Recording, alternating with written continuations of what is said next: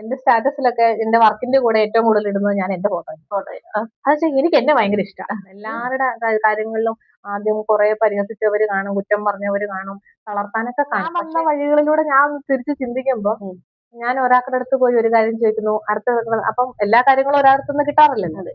അപ്പൊ അടുത്തടുത്ത് പോയി ചോദിക്കുന്നു. അങ്ങനെ ഒരുപാട് പേരിൽ നിന്നാണ് എനിക്ക് ഒരുപാട് കാര്യങ്ങൾ ഞാൻ കഴിയുന്നത് എനിക്ക് അറിയാവുന്നത് അത്രയും അവരിലോട്ട് എത്തട്ടെ. Welcome to talks with Ami. ഓരോ വിജയത്തിന്റെ പിന്നിലും ഒരു കഥയുണ്ടാവും അല്ലേ? ആ കഥകളിലേക്കാണ് ഞാൻ നിങ്ങളെ കൂട്ടിക്കൊണ്ടു പോകുന്നത്. My first show, first person. Hitha henna എന്ന ബ്രാൻഡിംഗ് നെയിമിലൂടെ എല്ലാവർക്കും സുപരിചിതയായ നജ്മയാണ് ഇന്ന് എന്നോടൊപ്പം ഉള്ളത്. വെൽക്കം. Thank you. ഇന്ന് എന്റെ ഫസ്റ്റ് ഷോയാണ്. ഞാൻ ഈ ഒരു യൂട്യൂബ് ചാനൽ സ്റ്റാർട്ട് ചെയ്യുന്നത് തന്നെ കുറച്ച് ആളുകൾക്ക് വേണ്ടിയിട്ടാണ്. അതായത് സ്ത്രീകള്, അല്ലെങ്കിൽ ഒരു ബിസിനസ് ചെയ്യാൻ താല്പര്യമുള്ള ആളുകള്, എന്നാൽ അതിന് വേണ്ടിയിട്ടുള്ളൊരു ഫ്രെയിം എങ്ങനെ സെറ്റ് ചെയ്യുമെന്ന് അറിയത്തില്ലാത്ത കുറച്ച് ആളുകള്, ഇവർക്കൊക്കെ വേണ്ടിയിട്ടാണ് ഞാൻ ഇങ്ങനെ ചാനൽ സ്റ്റാർട്ട് ചെയ്യണം എന്ന് തന്നെ വിചാരിച്ചത്. അപ്പൊ ഇതിലേക്ക് ഫസ്റ്റ് പേഴ്സൺ ആയിട്ട് എനിക്ക് ചേച്ചി വേണമെന്ന് ഭയങ്കര ആഗ്രഹം ഉണ്ടായിരുന്നു. കാരണം ആ ഒരു ജേണി കുറച്ചൊക്കെ എനിക്ക് അറിയാവുന്നത് കൊണ്ട് തന്നെ. അപ്പോ അത് എല്ലാവർക്കും ഒരു ഇൻസ്പിറേഷൻ ആകും എന്നൊരു കോൺഫിഡൻസ് ആണ് എനിക്കുള്ളത്. അപ്പോൾ നമുക്ക് കൂടുതൽ പരിചയപ്പെടാം. ചേച്ചിയെ പറ്റി ചേച്ചി തന്നെ നമ്മുടെ വ്യൂവേഴ്സിനൊന്ന് പരിചയപ്പെടുത്തി കൊടുക്കണം. ഓക്കെ. എന്റെ പേര് ഇവിടെ പറഞ്ഞു, എന്നാലും ഞാൻ ഒന്നുകൂടെ പറയാണ്. എന്റെ പേര് നജ്മ. ഞാനൊരു മെഹന്തി ആർട്ടിസ്റ്റ് ആണ്. ഇതിനോടകം കേരളത്തിലെ 13 ജില്ലയിലും മെഹന്തി ആർട്ടിസ്റ്റ് എന്ന നിലയിൽ മെഹന്തി വർക്കുകൾ ഫ്രീലാൻസ് ആയിട്ട് ചെയ്തു വന്നിരിക്കുകയാണ്. അപ്പോ ആർക്കും ഡൗട്ട് ഉണ്ടാകാതിരിക്കാൻ വേണ്ടി ചോദിച്ചത്, കേരളത്തിലെ 13 ജില്ലകളിൽ പോയിട്ടുണ്ട്, ഏത് സ്ഥലത്താ പോവാത്തത്? അത് നമ്മുടെ വയനാട് തന്നെയാണ്. വയനാട്ടിൽ മാത്രം ഇതുവരെ വർക്ക് കിട്ടിയിട്ടില്ല എന്ന് തോന്നുന്നില്ല. ഇതുവരെ എൻക്വയറീസ് വന്നിട്ടുണ്ട്, പക്ഷെ ബുക്കിങ്ങുകൾ അങ്ങനെ ആയിട്ടില്ല. അപ്പൊ എനിക്കൊരാഗ്രഹം ഉള്ളത് ആ ജില്ലയും കൂടി എനിക്ക് പോകാൻ പറ്റണം, ഒന്ന് കവർ ചെയ്താൽ ഓൾ കേരള എടുത്തു പറയാൻ പറ്റുമല്ലോ. അപ്പം അങ്ങനെ ഒരു ആഗ്രഹം കൂടി ഉണ്ട്. സാധിക്കുമെന്ന് വിശ്വസിക്കുന്നു. ഉടനെ സാധിക്കട്ടെ. അപ്പൊ ഈ ഒരു ഫീൽഡിലേക്ക് ഒരു മെഹന്തി ആർട്ടിസ്റ്റ്, എന്നെ സംബന്ധിച്ച് ഞാൻ കുഞ്ഞിലായിട്ട് ഇങ്ങനെ മൈലാഞ്ചൊക്കെ വരയ്ക്കും എന്നേ പറയാൻ പറ്റത്തുള്ളൂ. വരയ്ക്കും. പക്ഷെ നമ്മളൊരു ലൈൻ ഇട്ടാൽ അത് എവിടെ നിന്ന് തെക്കോട്ടും വടക്കോട്ടൊക്കെ പോകുന്നൊരു സെറ്റപ്പാ. അപ്പൊ ഒരു പ്രൊഫഷണൽ ആർട്ടിസ്റ്റ് ആയി മാറിയത് അത് ചെറുപ്പം തൊട്ടേ ഉള്ളൊരു കഴിവാണോ, അതോ അത് മെയിൻറ്റെയിൻ ചെയ്ത് അതിനെ ഡെവലപ്പ് ചെയ്ത് എടുത്തതാണോ? എങ്ങനെയാണ് ആ ഒരു ജേണി ഒന്ന് പറയാമോ? അല്ല, എല്ലാ കുട്ടികളെയും പോലെയൊക്കെ തന്നെ മെഹന്തിയോടൊരു ഇഷ്ടം, അല്ലെ മെഹന്തി വരയ്ക്കാനൊക്കെ ഇൻട്രസ്റ്റ് ഉള്ള ആള് തന്നെയായിരുന്നു. പിന്നെ ആ ഒരു ചെറുപ്രായത്തിലൊന്നും നമ്മൾ ഒരു ആർട്ടിസ്റ്റ് ആയിട്ട് മാറും, അല്ലെ ഈ ഒരു പ്രൊഫഷനിലോട്ട് കടന്നു വരും എന്നൊന്നും നമുക്കറിയില്ല. അപ്പം വർക്ക് ചെയ്ത് വന്നോണ്ടിരിക്കുമ്പോൾ ആദ്യം തന്നെ നമ്മൾ വർക്ക് ചെയ്യുന്നത് നമ്മുടെ ഫ്രണ്ട്സിനൊക്കെ ആയിരിക്കും. ഫ്രണ്ട്സിന്, കസിൻസിനൊക്കെ ജസ്റ്റ് ഇങ്ങനെ മെഹന്തിയൊക്കെ ഇട്ട് അങ്ങനെയാണ് തുടക്കം. പിന്നെ അതിൽ നിന്ന് കുറച്ചുകൂടെ മുന്നോട്ട് വരുമ്പം നമ്മൾ സോഷ്യൽ മീഡിയ ഒക്കെ നോക്കി വരുമ്പോഴൊക്കെയാണ് ഞാൻ തന്നെ അറിയണത് ഇതിനകത്ത് ഇങ്ങനൊരു സ്കോപ്പ് ഉണ്ട്. അപ്പം മെഹന്തി എന്നതിനൊരു പ്രൊഫഷനാക്കി മാറ്റാനൊരു സ്കോപ്പ് ഇന്നത്തെ കാലത്ത് ഉണ്ട് എന്ന് തിരിച്ചറിയും. അപ്പൊ അതിനായിട്ട് ഞാൻ കുറച്ച് എഫേർട്ട് ആദ്യം തന്നെ മനസ്സിലാക്കിയത്, ഒരു മെഹന്തി ആർട്ടിസ്റ്റ് എന്ന മേഖലയിലോട്ട് കടന്നു വരുമ്പം ആ വർക്കിന് ഒരു പെർഫെക്ഷൻ വരണം, നീറ്റ്നെസ് വരണം. അപ്പൊ അതിനൊക്കെ ആയിട്ട് എന്താണ് ചെയ്യേണ്ടത്, അപ്പൊ അതിനെ കുറിച്ച് കൂടുതൽ നമ്മള് സെർച്ച് ചെയ്ത് കണ്ടെത്തുകയായിരുന്നു. അപ്പൊ അതിന്റെ ഒന്നാമത്തെ ഘട്ടം എന്ന് പറയുന്നത് ഓർഗാനിക് മെഹന്തി കോൺ എന്നൊരു തലത്തിലോട്ട് അതിനെ കുറിച്ച് കൂടുതൽ അറിയുക, അത് പിന്നെ ഉണ്ടാക്കാൻ പഠിക്കുക, പിന്നെ അത് വെച്ചിട്ട് പ്രാക്ടീസ് ചെയ്യുക. അങ്ങനെയുള്ള കുറെ ഘട്ടം ഘട്ടമായിട്ടാണ് ഈ ഒരു പ്രൊഫഷനിലോട്ട് എത്തിയിരിക്കുന്നത്. അപ്പോ ഒരു ഏണിങ്സിലോട്ട് ഇത് എത്തിയത് എപ്പം മുതലാണ്? എത്ര വർഷമായി ഈ ഒരു ഫീൽഡിൽ കണ്ടിന്യൂ ചെയ്യുന്നു? ഞാൻ ഈ ഒരു പ്രൊഫഷൻ മെയിൻ ആയിട്ട് ഒരു ഫ്രീലാൻസ് ആർട്ടിസ്റ്റ് ആയിട്ട് മാറിയിട്ട് ഏതാണ്ട് ഒരു 10 വർഷം ആകുന്നുള്ളൂ. പക്ഷെ അതിന് മുന്നേ വരെ എന്ന് പറഞ്ഞാല് ചെറിയൊരു വർക്കിനാണേലും, അല്ലെങ്കിൽ ഒരു ബ്രൈഡിന് കസിൻസിനൊക്കെ ഇടാൻ പോയെന്ന് പറഞ്ഞാലും ചെറിയൊരു വരുമാനം, ആ ഒരു വരുമാനമായിട്ട് ഞാൻ ഒന്നതിനെ കണ്ടിട്ടില്ല. ചെറിയൊരു ടിപ്പ് പോലെ ഫസ്റ്റ് നമുക്ക് അത്രയും നേരമൊക്കെ ഇരുന്ന് വർക്ക് ചെയ്യുമ്പോൾ നമുക്ക് ഏറ്റവും ആദ്യമൊക്കെ കിട്ടുന്നത് ഒരു 500 രൂപ. അപ്പൊ അതൊക്കെ കിട്ടി തുടങ്ങിയപ്പം അത് തന്നെ വരുമാനമാക്കുന്നതിലുപരി അത് തന്നതിലുള്ള ഒരു സന്തോഷം അങ്ങനെയൊക്കെ ആയിരുന്നു. പിന്നെ മുന്നോട്ട് പോകുന്നതോറും മൈലാഞ്ചി ഇടാൻ അവിടെ ഒരാളുണ്ട് എന്നൊക്കെ ഇങ്ങനെ പരസ്പരം പറഞ്ഞു വരുമ്പോൾ ഇതിന്റെ എൻക്വയറി കൂടാൻ തുടങ്ങി. പക്ഷെ ആർട്ടിസ്റ്റ് എന്ന തരത്തിലോട്ട് ഞാനിങ്ങനെ പതിയെ ആ പേരിലോട്ട് ഇങ്ങനെ ആയി തുടങ്ങി. അവിടെ ഒരു മെഹന്തി ഇടുന്ന കുട്ടിയുണ്ട്. അങ്ങനെ വന്നാണ് പിന്നെ അതിനെ ഇന്നത് വരുമാനം ആക്കി മാറ്റാം. അതിനകത്ത് എനിക്ക് കോൺഫിഡൻസ് ആയിരുന്നു, ഞാൻ ഇറങ്ങിയ ആ തരത്തിൽ വിജയിക്കും എന്നൊരു ഇതുണ്ടായിരുന്നു.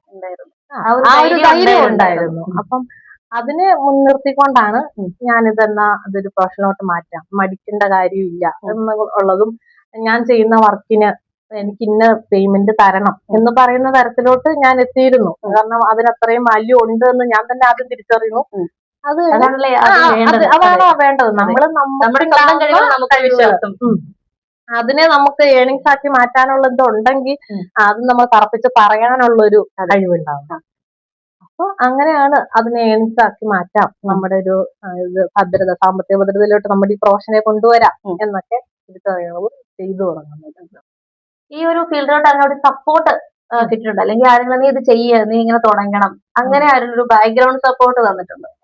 അത് പറയുകയാണെങ്കിൽ പെട്ടെന്ന് നമ്മള് എല്ലാവർക്കും മൈലാഞ്ചി ഇടാൻ പോകുന്നത് ഒരു തൊഴിലാണോ എന്ന്, ജോലിയാണോ എന്ന് പുച്ഛത്തോടെ ചോദിക്കുന്ന ഒരു സമൂഹമായിരുന്നു ഞാൻ ആ ജോലിക്കൊക്കെ ഇറങ്ങുന്ന സമയത്ത്.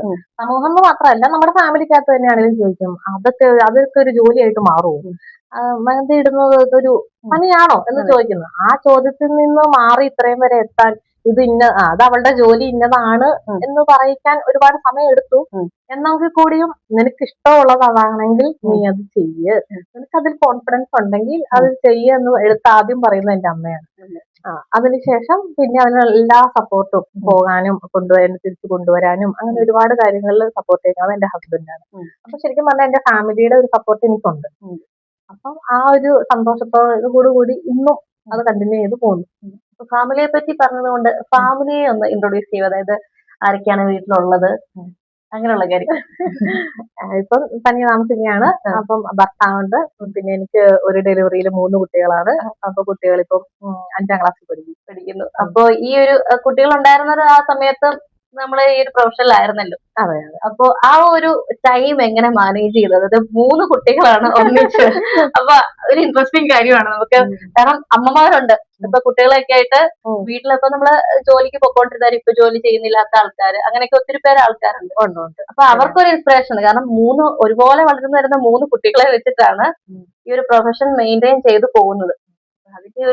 അതിന് ശരിക്കും പറഞ്ഞാല് നമുക്ക് ഫാമിലിയുടെ സപ്പോർട്ട് ഉണ്ടെങ്കിൽ മാത്രം, കുട്ടികൾ ഉള്ളപ്പോഴും നമുക്ക് ജോലിക്ക് പോകാൻ പറ്റുന്നത്. അപ്പൊ എന്നെ സംബന്ധിച്ച് ഒരു കുട്ടിയെ നോക്കാനല്ല ഞാൻ എന്റെ അമ്മയുടെ അടുത്ത് ഏൽപ്പിക്കുന്നത്, 3 കുട്ടികളെ, ഒരേ പ്രായത്തിലുള്ള 3 കുട്ടികളെ ഏൽപ്പിച്ചിട്ടാണ് പോകുന്നത്. അപ്പൊ അവരെ നോക്കിക്കോളാം, നീ പോയി വാ എന്ന് പറഞ്ഞ് നമുക്കൊരു സപ്പോർട്ട് തരുന്ന ഒരാളെ ഉള്ളത് കൊണ്ട് ശരിക്കും പറഞ്ഞാൽ ഈ ഒരു ഫീൽഡിലാണെങ്കിലും പോകാൻ പറ്റിയെന്നുള്ളതാണ്. അത് എന്റെ അമ്മ തന്നെയായിരുന്നു. അമ്മയാണ് കൂടുതലും എല്ലാ കാര്യത്തിലും സപ്പോർട്ട് ചെയ്തിരിക്കുന്നത്. അപ്പം അമ്മയാണ് മക്കളെല്ലാം നോക്കിയിരുന്നത് ആ ഒരു സമയത്ത്. അപ്പൊ നോക്കുമ്പം നീ പോയിട്ട് വാ എന്ന് പറഞ്ഞു തരുന്ന ഒരു വാക്കിന്റെ വിശ്വാസത്തിലും അവര് നോക്കും എന്നുള്ള ഇതിലും ഞാൻ ആ ധൈര്യത്തിൽ പോയി വരുന്നു. ആ ഒരു സമയം അതുകൊണ്ട് ഭയങ്കര ടെൻഷൻ അടിക്കേണ്ട കാര്യമൊന്നും വന്നിട്ടില്ല. കാരണം അമ്മമാരുടെ കയ്യില്, വലിയ വല്യമ്മമാരുടെ കയ്യില് മക്കളെ അവരും ജോലിക്കും സപ്പോർട്ട് തരുന്നു, കുഞ്ഞുങ്ങളുടെ കാര്യത്തിലും നമ്മളെ ഓക്കെ ആക്കിയാണ് വിടുന്നത്. നമുക്കൊരു മനസ്സമാധാനം ഉണ്ട്. അതെ, ആ ഒരു പ്രൊഫഷൻ ഇറങ്ങുമ്പോൾ ശരിക്കും ടെൻഷൻ അടിച്ച മക്കളെ ഓർത്ത് ഉരുകി ഞാൻ പോകുന്നെങ്കിൽ ചിലപ്പോ ഒരു എന്താ പറയാ, ആ ഒരു കോൺഫിഡൻസ് ആ വർക്ക് ചെയ്യുമ്പോ അതിനെല്ലാം അത് ബാധിക്കും. പക്ഷെ അത്തരത്തിൽ ഒരുപാട് സീനൊന്നും എനിക്ക് ഉണ്ടായിട്ടില്ല. അപ്പം കുറച്ച് ദിവസങ്ങൾ മാറി നിൽക്കേണ്ട ഒരു സിറ്റുവേഷൻസ് ഉണ്ടാകും. ഓൾ കേരള ആണല്ലോ, എല്ലായിടത്തും സർവീസ് നടത്തുന്നുണ്ട്. അപ്പൊ നമ്മൾ ട്രാവൽ ചെയ്യേണ്ട ഒരു സിറ്റുവേഷൻ, അല്ലെങ്കിൽ സ്റ്റേ ചെയ്യേണ്ട ഒരു സിറ്റുവേഷൻ, അങ്ങനെയുള്ള ഒരുപാട് കാര്യങ്ങൾ നമ്മൾ ഫേസ് ചെയ്യണം. അതൊക്കെ എങ്ങനെ മാനേജ് ചെയ്യും? അതൊക്കെ മനയാന്ന് വെച്ചാല്, എനിക്ക് ശരിക്കും പറഞ്ഞാൽ ഞാൻ ഇത്രയും ലോങ് നിന്ന് വരുന്ന ആളാണെന്ന് പറഞ്ഞ് ഒരു ബ്രൈഡിന്റെ അടുത്ത് ശരിക്കും ടെൻഷൻ അടുപ്പിക്കുന്ന ഒരു സംഭവം ഇല്ല. ഞാൻ ആദ്യം തന്നെ ഇത്രയും ദൂരത്തു നിന്നാണ് വരുന്നത്, അതുകൊണ്ട് എനിക്ക് ഇത്ര പേയ്മെന്റ് തന്നാലേ വരാൻ പറ്റുള്ളൂ, ആ ഒരു കണ്ടീഷൻ ഒന്നും ഞാൻ വെച്ചിരുന്നില്ല. നോർമൽ ഒരു ട്രാവൽ എക്സ്പെൻസ് വാങ്ങുന്നു, എന്നിട്ട് ഞാൻ പോകുന്നു. അപ്പൊ പോകുമ്പോൾ ശരിക്കും പറഞ്ഞാൽ ഒരു ദിവസം കൊണ്ട് പോയി വരാന് കഴിയത്തില്ല. കാരണം നമ്മുടെ വർക്കിന്റെ എടുക്കുന്ന സമയം എന്ന് പറഞ്ഞാൽ ഒരു 4 മണിക്കൂർ അല്ലെങ്കിൽ ഒരു 6 മണിക്കൂർ. അതൊരിക്കലും അതൊരു എന്താ പറയാ, കറക്റ്റ് ടൈമിങ് ഇത്ര എടുക്കുള്ളൂ എന്ന് നമുക്ക് തറപ്പിച്ച് പറയാനും പറ്റത്തില്ല. കാരണം ഒരു ഡെസ്റ്റിനേഷൻ ചെന്ന് കഴിയുമ്പോഴത്തേക്കും ബ്രൈഡിന് മാത്രമല്ല മെഹന്തി ഇടേണ്ട വരിക. ചിലപ്പം ഡെസ്റ്റിനേഷൻ വെഡിങ് ഒക്കെ ആണെങ്കിൽ ഗ്രൂമിനും വരെ മെഹന്തി ഇടുന്ന ഒരു സംഭവം ഇപ്പോൾ ഉണ്ട്. അപ്പം ഗ്രൂമിന് ഇടേണ്ട വരാം, കസിൻസിന് ഇടേണ്ട വരാം. അപ്പൊ അങ്ങനെ വരുമ്പോൾ നമ്മുടെ ടൈമിംഗ് ഒക്കെ ഇങ്ങനെ വേരി ചെയ്തോണ്ടിരിക്കും. അപ്പൊ ഒരു ദിവസം കൊണ്ട് എനിക്ക് പോയി തിരികെ വരാൻ സാധിക്കത്തില്ല. അപ്പൊ അങ്ങനെയുള്ള സമയത്ത് ഞാൻ ഏറ്റവും കൂടുതൽ ഡിപ്പെൻഡ് ചെയ്തിരിക്കുന്നത് നമ്മുടെ PWD ഗസ്റ്റ് ഹൗസ് ആണ്. കാരണം റീസൺ എന്തെന്ന് വെച്ചാൽ നമുക്ക് നല്ല ലോ ആണ് അവിടുത്തെ റേറ്റ് എന്ന് പറയുന്നത്. പിന്നെ ഗവൺമെന്റിന്റെ ആയതുകൊണ്ട് തന്നെ സെക്യൂർ ആണ്. ഞാൻ തനിയെ പോയി അത് അവിടെ സ്റ്റേ ചെയ്യുമ്പോൾ പേടിക്കേണ്ട അങ്ങനെ ഒരു ഇതൊന്നുമില്ല. എല്ലാം ഫുൾ പുറത്ത് ക്യാമറയുടെ ഇതിലും പിന്നെ റൂമിലോട്ട് വന്നവരുടെ ഡിസ്റ്റർബൻസ് എപ്പോഴും വന്ന് ഡോറെ മുട്ടുന്നത് അങ്ങനെയുള്ള യാതൊരു ഇതും നമുക്ക് PWD ഇല്ല. അപ്പം അങ്ങനെ ഒരു ഇതുകൊണ്ടും ഓൺലൈൻ വഴി നമ്മൾ കയറി ഇത് ബുക്ക് ചെയ്തിട്ട് പോകുന്നു, നമ്മൾ വർക്കിന് കയറുന്നു, വർക്കിന് കയറി വർക്ക് തീരുമ്പോൾ ആ ഒരു ഡെസ്റ്റിനേഷനിലോട്ട് അവരോട് തന്നെയാണ് കൊണ്ടെത്തിക്കാൻ പറയുക. പിന്നെ മിക്കവരും തന്നെ സ്റ്റേ നമുക്ക് തരുന്നുണ്ട് കേട്ടോ. ചിലത് നമ്മുടെ വീട്ടിൽ തന്നെ കിടന്നോളാവോ എന്ന് ചോദിക്കുന്നവരുണ്ട്. പിന്നെ നമുക്ക് വേണമെങ്കിൽ സ്റ്റേ വേറെ സെപ്പറേറ്റ് എടുത്ത് തരുന്നവരുണ്ട്. അങ്ങനെയൊക്കെ പലതരത്തിലാണ് നമ്മുടെ സ്റ്റേയുടെ ഒരു ഇത് പോകുന്നത്. അപ്പൊ അത് കഴിഞ്ഞാൽ പിറ്റത്തെ ദിവസമാണ് ഞാൻ മടങ്ങി എന്റെ വീട്ടിലോട്ട് വരിക. അപ്പം സീസൺ ഒക്കെ ആയി കഴിയുമ്പോൾ ശരിക്കും പറഞ്ഞാല് ഒരു ദിവസം കൊണ്ടൊന്നും പോയി വരാൻ പറ്റില്ല, അടുപ്പിച്ചടുപ്പിച്ചൊക്കെ വർക്ക് കിടക്കണ്ടാവും. എനിക്ക് തോന്നുന്നു ഒരാഴ്ചയൊക്കെ വിട്ടു നിന്ന ഒരു സീസൺ ടൈം ഒക്കെ ഉണ്ടായിരുന്നു.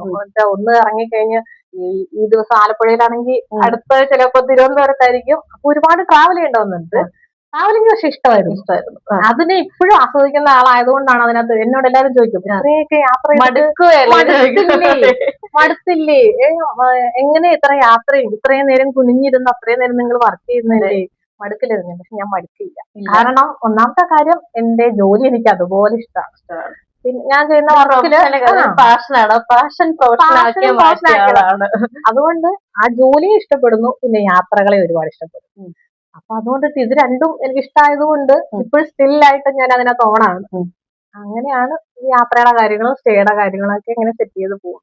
നമുക്കൊരു ഒരു ബുദ്ധിമുട്ട് ഫീൽ ചെയ്യുന്നത് ഏത് കാര്യത്തിലായിരിക്കും? നമ്മളിപ്പോ ഒരു ട്രാവൽ ചെയ്ത് വർക്കിന് പോകുന്ന സമയത്ത് ചിലപ്പം ക്ലയന്റ്സിന്റെ ഭാഗത്തുനിന്ന് അങ്ങനെ എന്തെങ്കിലുമൊക്കെ ഒരു എക്സ്പീരിയൻസ് ഉണ്ടായിരിക്കും.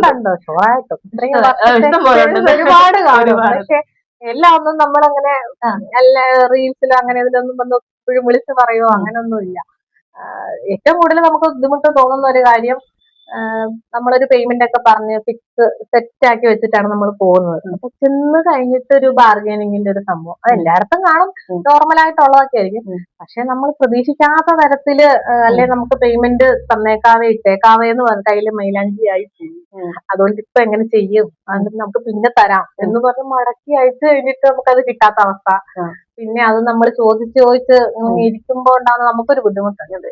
അതിന് റെസ്പോൺസ് ഇല്ലാതെ വരുമ്പോ അങ്ങനെയുള്ള കുറച്ച് ഇഷ്യൂസ്. പിന്നെ വെയിറ്റിംഗ്, നമ്മള് പറയുന്ന സമയത്തിന് അല്ലെ ഇത്ര മണിക്ക് വരണം എന്ന് പറഞ്ഞാൽ നമ്മൾ ആ ഒരു ഡെസ്റ്റിനേഷൻ ചെന്ന് കഴിഞ്ഞിട്ട് ചിലപ്പോ ശരിക്കും പറഞ്ഞാൽ 3 മണിക്കൂർ 4 മണിക്കൂറൊക്കെ വെയിറ്റ് ചെയ്യേണ്ട സംഭവം വന്നിട്ടുണ്ട്. അപ്പം അതൊക്കെ ഈ ഒരു ഫീൽഡിൽ എന്താ പറയാ നമ്മൾ പ്രതീക്ഷിക്കാതെ കിട്ടുന്ന കുറച്ച് നെഗറ്റീവ്സ് ആണ്. അതിനൊന്നും എനിക്ക് തോന്നിട്ട് ഇന്ന് വരെയും മാറ്റമൊന്നും വന്നിട്ടില്ല. അത് മാറ്റമൊന്നും വരാൻ പോകുന്നില്ല.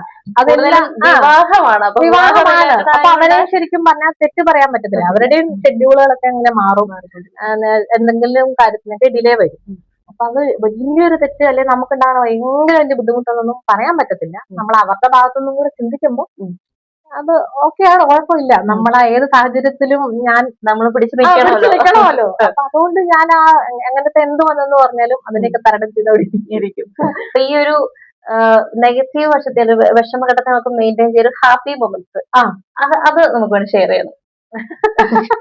ഹാപ്പി മൊമെന്റ്സ് ഒരുപാടുണ്ട്. നമ്മള് പറഞ്ഞ എന്താ പറയാ, നമ്മൾ പ്രതീക്ഷിക്കാതെ ഇപ്പൊ ഒരു ബ്രൈഡിൽ മാത്രം ബുക്ക് ചെയ്തിട്ട് ഞാൻ പോകും. ഞാൻ അവിടെ ചെന്ന് കഴിഞ്ഞിട്ട് എനിക്ക് ബ്രൈഡൽ മാത്രമല്ല കുറച്ച് കസിൻസ് ഇങ്ങോട്ട് ഇടാറുണ്ട് എന്നൊക്കെ പറയുമ്പോ നമ്മൾ അന്നത്തെ എന്നാണേലും മെനക്കെട്ട് വന്നു. അപ്പം ഉള്ളതാട്ടെ, നമ്മൾ അധികം ചെയ്താൽ നമുക്ക് അധികം പേയ്മെന്റ് എന്താണേലും കിട്ടും.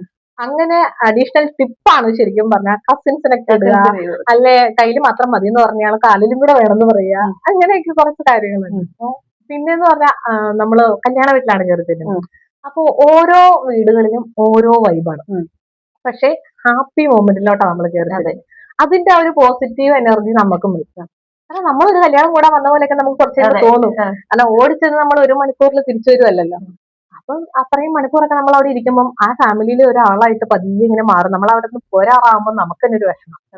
അത്രയും ഒരു ഹാപ്പി ആയിട്ട് അതിനകത്ത് ഇരിക്കുന്നേ. പിന്നെ ഇടയ്ക്ക് കുടിക്കാന് കഴിക്കാന് അവിടെ നിന്ന് തന്നെയാണ് നമ്മൾ ഭക്ഷണമൊക്കെ. നമ്മൾ അത്രയും മണിക്കൂറൊക്കെ ഇരിക്കുമ്പോൾ കുടിക്കാൻ വെള്ളം കൊണ്ടുവന്ന് വരുന്നു, അല്ലെങ്കിൽ ഉച്ചയാകുമ്പോഴത്തേക്കും കഴിക്കാൻ കയറുന്നു. അങ്ങനെയൊക്കെയുള്ള കാര്യങ്ങള് അതിന്റെ ഹാപ്പി മൊമെന്റിലോട്ട് കയറി ചെല്ലുമ്പോൾ ശരിക്കും നമ്മൾ ഹാപ്പിയാണ്. അത് തന്നെയാണ് ഏറ്റവും വലിയ ഒരു പോസിറ്റീവായിട്ടുള്ള നമ്മുടെ ഹാപ്പി മൊമെന്റ് എന്ന് പറയുന്നത്. ആ ഒരു വർക്കും കൂടി ചെയ്യുമ്പോൾ.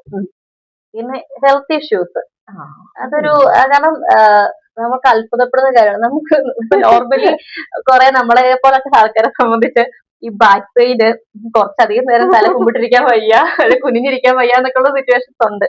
അപ്പം ഈ ഒരു ഹെൽത്ത് ഇഷ്യൂസ് ഒക്കെ ചിലപ്പം ട്രാവൽ ചെയ്യുന്നതായിട്ട് ബന്ധപ്പെട്ടോ അല്ലെങ്കിൽ ഈ വർക്ക് ചെയ്യുന്നതായിട്ട് ബന്ധപ്പെട്ടുള്ള ഹെൽത്ത് ഇഷ്യൂസ് ഒക്കെ ഉണ്ടായിട്ടുണ്ടാവുമല്ലോ. ഉണ്ട് തീർച്ചയായിട്ടും ഉണ്ട്. പക്ഷെ അതിനെയൊക്കെ എന്താ പറയാ, ഞാന് എനിക്കൊരു ഇൻസ്റ്റാ പേജ് ഉണ്ട്, ഹിത ഹെന്ന എന്ന് പറഞ്ഞിട്ട്. അപ്പം ആ പേജിനകത്ത് നോക്കി അറിയാം, ഞാൻ ഒരു ഡിസൈൻ സെയിം തന്നെ ആയിരിക്കുകയില്ല വീണ്ടും വീണ്ടും ചെയ്യണത്. എല്ലാ ഡിസൈനിലും ഒരു വെറൈറ്റി കൊണ്ടുവരാൻ താല്പര്യപ്പെടുന്ന ആളാണ് ഞാൻ. അപ്പൊ ഓരോ വർക്കിന് ചെല്ലുമ്പോഴും ശരിക്കും എന്റെ ഒരു തോട്ടം എന്താണെന്ന് വെച്ചാൽ, ഞാൻ ഉദ്ദേശിച്ച തരത്തില് അവരുടെ ഇഷ്ടങ്ങളും കൂടെ ഇൻക്ലൂഡ് ചെയ്തിട്ട് നമ്മളൊരു ഡിസൈൻ ക്രിയേറ്റ് ചെയ്യും. അപ്പൊ അതിൽ ഫോക്കസ് ചെയ്താണ് എപ്പോഴും വർക്ക് ചെയ്യുമ്പോൾ, ഓരോ വർക്ക് എടുക്കുമ്പോഴും അത്രയും അവരെക്കാളും എക്സൈറ്റഡ് ആണ് ശരിക്കും പറഞ്ഞാൽ ഞാൻ ആ വർക്ക് ഒന്ന് ഫിനിഷ് ആയി തീരുന്നവരെ. അപ്പൊ ശരിക്കും പറഞ്ഞാൽ പുറം വേദനയൊക്കെ ഉണ്ട് ആ സമയത്ത്. ഞാൻ അത് ചിന്തിക്കുന്നതിനേക്കാൾ കൂടുതൽ എന്റെ വർക്കിനകത്തോട്ടാ ഫോക്കസ് ചെയ്യുന്നത്. അപ്പൊ അത്രയും നേരം ആ വർക്ക് തീരുന്നവരെ എന്തെങ്കിലും ബുദ്ധിമുട്ടുണ്ടെങ്കിൽ അതിനെ കൺസിഡർ ചെയ്യാറില്ല. ഇതെല്ലാം കഴിഞ്ഞിട്ട് നമ്മൾ വേദനയൊക്കെ അറിയുന്ന ഒരു സമയം എന്ന് പറഞ്ഞാല്, പിന്നെ നമ്മളൊന്ന് ഉറങ്ങിയിട്ട് എണീക്കുന്ന സമയത്തായിരിക്കും കിടുകിടുന്നൊക്കെ എവിടത്തൊക്കെയോ പൊട്ടുന്നു. അത്രയും നേരെയൊക്കെ ഇരുന്നിട്ട് ഇങ്ങനെ നുകരുമ്പോ നമ്മുടെ നടുവിന് കിടുകിടുകിടാവുന്ന ഒരു സൗണ്ടൊക്കെ ഇങ്ങനെ കേൾക്കാം. അപ്പൊ നടുവേദന ഇതിനുള്ളതാണ്. പിന്നെ അതിനെന്ന് പറഞ്ഞാൽ വീട്ടില് കുഴമ്പിടുക, മൂവിടുക, അങ്ങനെയൊക്കെ ചില പരിപാടികളൊക്കെ നമ്മൾ ഇതിന്റെ ഇടയ്ക്ക് റെസ്റ്റ് സീസൺ ആയി കഴിഞ്ഞാൽ നമുക്ക് റെസ്റ്റ് നോക്കേണ്ട കാര്യമില്ല. കാരണം പിന്നെ അടുത്തുള്ള 2 മാസം ചിലപ്പോ ഓഫ് സീസൺ ആയിരിക്കും, അത് നമ്മുടെ റെസ്റ്റിംഗ് ടൈം ആണ്. ആ ഒരു ടൈമിൽ പ്രോപ്പർ ആയിട്ട് ഹെൽത്തിന്റെ കാര്യങ്ങൾ മെയിൻറ്റെയിൻ ചെയ്ത് പോവാറുണ്ട്. കാരണം ഇപ്പം ഒരു സീസണിൽ ഓടി വരുമ്പോഴത്തേക്കും ഭയങ്കരമായിട്ട് ടയേർഡ് ആവും. നമ്മള് ടൈമിങ്ങിനുള്ള ഫുഡില്ല, കറക്റ്റ് ടൈമിൽ നമുക്ക് ഫുഡ് കഴിക്കാൻ പറ്റണമെന്നില്ല. കൂടുതലും ഒന്നില്ലെങ്കിൽ യാത്രയിലായിരിക്കും ഫുഡ് കഴിക്കേണ്ട ടൈമില്, അല്ലാന്നുണ്ടെങ്കിൽ ഇതുപോലെ വർക്കിലായിരിക്കും. അപ്പം ഫുഡിന്റെ പ്രശ്നങ്ങള്, നമ്മുടെ ഉറക്കത്തിന്റെ പ്രശ്നം, അങ്ങനെ കുറെ കാര്യങ്ങൾ ഹെൽത്ത് ഇഷ്യൂസ് വരും. അപ്പൊ അതിനെയൊക്കെ ഈ ഒരു മാസത്തെ അല്ലെങ്കിൽ ചിങ്ങമാസമൊക്കെ വന്നു കഴിയുമ്പോ, ഇനിയിപ്പോ അടുത്ത ചിങ്ങം വരെയാണ്, ചിങ്ങത്തിലോട്ടുള്ള ഏതാണ്ട് 30% ബുക്കിംഗ് നമ്മുടെ കഴിഞ്ഞു. അപ്പൊ ആ ബുക്കിംഗ് നോക്കുമ്പോ തന്നെ അറിയാം നമുക്ക് ഇരിക്കാനുള്ള നേരം ഇല്ല, ഇനി ഓടാനുള്ള സമയമാണ്. അപ്പൊ അതിനുള്ള പ്രിപ്പറേഷൻ ഇപ്പോഴേ തുടങ്ങും, ഹെൽത്തി ആയിട്ടുള്ള കാര്യങ്ങൾ. അതുപോലെ തന്നെ ആ വർക്ക് ആ ഒരു മാസം അത്രയും ഓടിക്കഴിഞ്ഞതിന് ശേഷമാണ് പിന്നെ റെസ്റ്റ് എടുക്കുമ്പോ എന്തൊക്കെ ഇനി നോക്കണം, ഇനി എത്രത്തോളം നമ്മൾ ഉറങ്ങി തീർക്കണം, കടം വീട്ടുന്ന പോലെയാണ്. ഉറക്കം കിട്ടാത്ത എല്ലാം കൂടി ഈ സമയത്ത് ഉറക്കം തീർക്കുക, ഉറങ്ങി തീർക്കാണ്, പിന്നെ ഓടാനുള്ളതാണ്. പിന്നെ കഴിക്കുക, കുറച്ച് ഹെൽത്ത്. ശരിക്കും പറഞ്ഞാൽ ഓഫ് സീസൺ ഒക്കെ ആകുമ്പോൾ ഞാൻ ഭക്ഷണമൊക്കെ കഴിച്ചിട്ട് ഒന്ന് ഉണ്ടാവും. എന്നിട്ട് വർക്കിനൊക്കെ ഇറങ്ങുമ്പോഴത്തേക്കും കണ്ടിന്യൂസ് ഓടിക്കുമ്പോഴത്തേക്കും പിന്നെ കുറച്ചങ്ങ് മെലിയും. ഇത് തന്നെയാണ് സ്ഥിരം. അപ്പൊ ഇതെല്ലാം എനിക്ക് ഹൈലൈറ്റ് ചെയ്ത് പറയാനുള്ള ഒരു കാര്യം, നമ്മൾ ഫ്രീലാൻസ് ആയിട്ട് വർക്ക് ചെയ്ത് അങ്ങനെ ഓടുക മാത്രമല്ല, ഇതിനിടയ്ക്ക് ഒരു ഓൺട്രപ്രണറായി മാറിയിരിക്കുന്നു. അതൊരു ഹാപ്പി മൊമെന്റ് ആണ്, ഇൻസ്പിറേഷൻ ആണ്. എന്താ അതിന്റെ വാക്കുകളില്ല. കാരണം അങ്ങനെ ഒരു സ്ഥാപനമായിട്ട് ഇതിനെ വളർത്തിയെടുക്കാന്ന് പറഞ്ഞ ചെറിയൊരു കാര്യമല്ല. ഇപ്പൊ പലരും പറയേക്കാം മെഹന്തി അവള് മൈലാഞ്ചി ഇടുന്നു, ചിലപ്പോ ആ ഒരു ഇതിലായിരിക്കും. പക്ഷെ ഇതിൽ നിന്ന് മാറി നമ്മള് ഇതിനൊരു ബ്രാൻഡ് നെയിം കൊടുത്തു, അത് എല്ലാവർക്കും തന്നെ സുപരിചിതമായി മാറിയിരിക്കുന്നു. അതിനിടയ്ക്ക് നമ്മുടെ ഒരു ഷോപ്പ്, ഒരു സ്റ്റുഡിയോ, മെഹന്തി സ്റ്റുഡിയോ സ്റ്റാർട്ട് ചെയ്തു. നമ്മുടെ ജില്ലയിൽ ഇത് ആദ്യമായിട്ടാണ് ഒരു മെഹന്തി സ്റ്റുഡിയോ. അപ്പം ഒരു സ്റ്റുഡിയോ എന്ന് പറയുന്ന കൺസെപ്റ്റ് ഒക്കെ ഈ അടുത്തിടയ്ക്കാണ് എനിക്ക് ശരിക്കും പറഞ്ഞാൽ തോന്നുന്നത്. കാരണം അതിന്റെ ആവശ്യകതയുണ്ട്. കാരണം ഇപ്പോഴും മെഹന്തി ആർട്ടിസ്റ്റ് എന്നും പറഞ്ഞ് ആ ഒരു പ്രൊഫഷനിലോട്ട് വരാൻ ആഗ്രഹിക്കുന്ന ഒരുപാട് കുട്ടികളുണ്ട്. അപ്പൊ വീട്ടിലാണെങ്കിലും അതിനൊക്കെ പോയിട്ട് നീ പൈസ ഉണ്ടാക്കേണ്ട കാര്യമൊന്നും ഇല്ല എന്ന് പറഞ്ഞ് തളർത്തും. നീ പഠിത്തം വേണം, അതിന്റെ കൂടെ നമുക്ക് ഉണ്ടാവുന്ന ഒരു കഴിവാണിത്. ആ കഴിവ് ഒരിക്കലും നമ്മളിൽ നിന്ന് നഷ്ടപ്പെട്ടു പോകുന്നില്ല. അപ്പം ആ കഴിവ് വെച്ചിട്ട് ഇനിയും കടന്നു വരാൻ കുറെ കുട്ടികളുണ്ട്. അപ്പം കുറച്ചുപേരെ പഠിപ്പിക്കുക, കുറച്ചുപേരെ മെഹന്തി ഇടാൻ പഠിപ്പിക്കുക. അപ്പൊ അതിനൊക്കെ ഒരു സ്പേസ് എനിക്ക് വേണമെങ്കിൽ ശരിക്കും ഒരു ഷോപ്പ് തുടങ്ങിയാൽ എന്താ? അപ്പൊ കുറച്ച് കുട്ടികളും കൂടെ മെഹന്തി ആർട്ടിസ്റ്റ് ആവാൻ താല്പര്യപ്പെടും. പിന്നെ അവരെ കുറച്ചുകൂടെ ഇമ്പ്രൂവ് ചെയ്ത് ആ ഒരു പ്രൊഫഷനിലോട്ട് കൊണ്ടുവരാൻ പറ്റും. അതുകൊണ്ട് എനിക്ക് ഗുണമെന്നല്ല, ഇത് ആഗ്രഹിക്കുന്ന കുറെ കുട്ടികളുണ്ട് ശരിക്കും പറഞ്ഞാൽ. എനിക്ക് കുറച്ചൊക്കെ വരയ്ക്കാൻ അറിയാം, ഞാൻ പ്രൊഫഷനാക്കി മാറ്റണമെങ്കിൽ എന്തൊക്കെ ചെയ്യണം എന്ന് ചോദിക്കുന്ന കുട്ടികളുണ്ട്. അപ്പൊ ഇങ്ങനെയുള്ള കുട്ടികളെയൊക്കെ കൂടി അങ്ങനെ ഞാൻ മനസ്സിലോർത്തിട്ടാണ്. കാരണം എന്റെ നാട്ടില് എനിക്ക് ഇപ്പോഴും നൂർന്ന് നിന്ന് ഞാനൊരു മെഹന്തി ആർട്ടിസ്റ്റ് ആണ് എന്നെനിക്ക് പറയാൻ പറ്റുന്നില്ല. കാരണം ഒരു 80% ആൾക്കാർ ഇപ്പോഴത്തെ ജനറേഷനിൽ തിരിച്ചറിയുന്നുണ്ട് ഇതൊരു ഒരു ലെവലിലോട്ട് എത്തിയേക്കുന്നതാണ് മെഹന്തി ആർട്ടിസ്റ്റ് എന്ന് പറഞ്ഞാൽ സാരമല്ല എന്ന് മനസ്സിലാക്കുന്നവരുണ്ട്. പക്ഷെ അത് അറിയാൻ പാടില്ലാത്ത ഓരോ ആൾക്കാരുണ്ട്. അപ്പൊ ഒരു മെഹന്തി ആർട്ടിസ്റ്റ് ആയിട്ട് നീ ഷോപ്പ് കിട്ടോ എന്നിപ്പോ ഷോക്കായിട്ട് ചോദിക്കുന്ന ആളുകളുണ്ട്. അപ്പൊ എനിക്ക് തോന്നിയത് ഷോപ്പ് ആകുമ്പോഴത്തേക്കും കുറച്ചുകൂടെ ആ ഒരു പ്രൊഫഷനെ എന്താ പറയാ ബഹുമാനിക്കാൻ, അല്ലെങ്കിൽ ആ ഒരു അതൊരു ജോലിയാണ്, അതിനൊന്ന് റെസ്പെക്ട് ചെയ്യാൻ കുറെ ആളുകൾക്ക് തോന്നും അല്ലേ? സത്യമല്ലേ അത്? അതെ അതെ.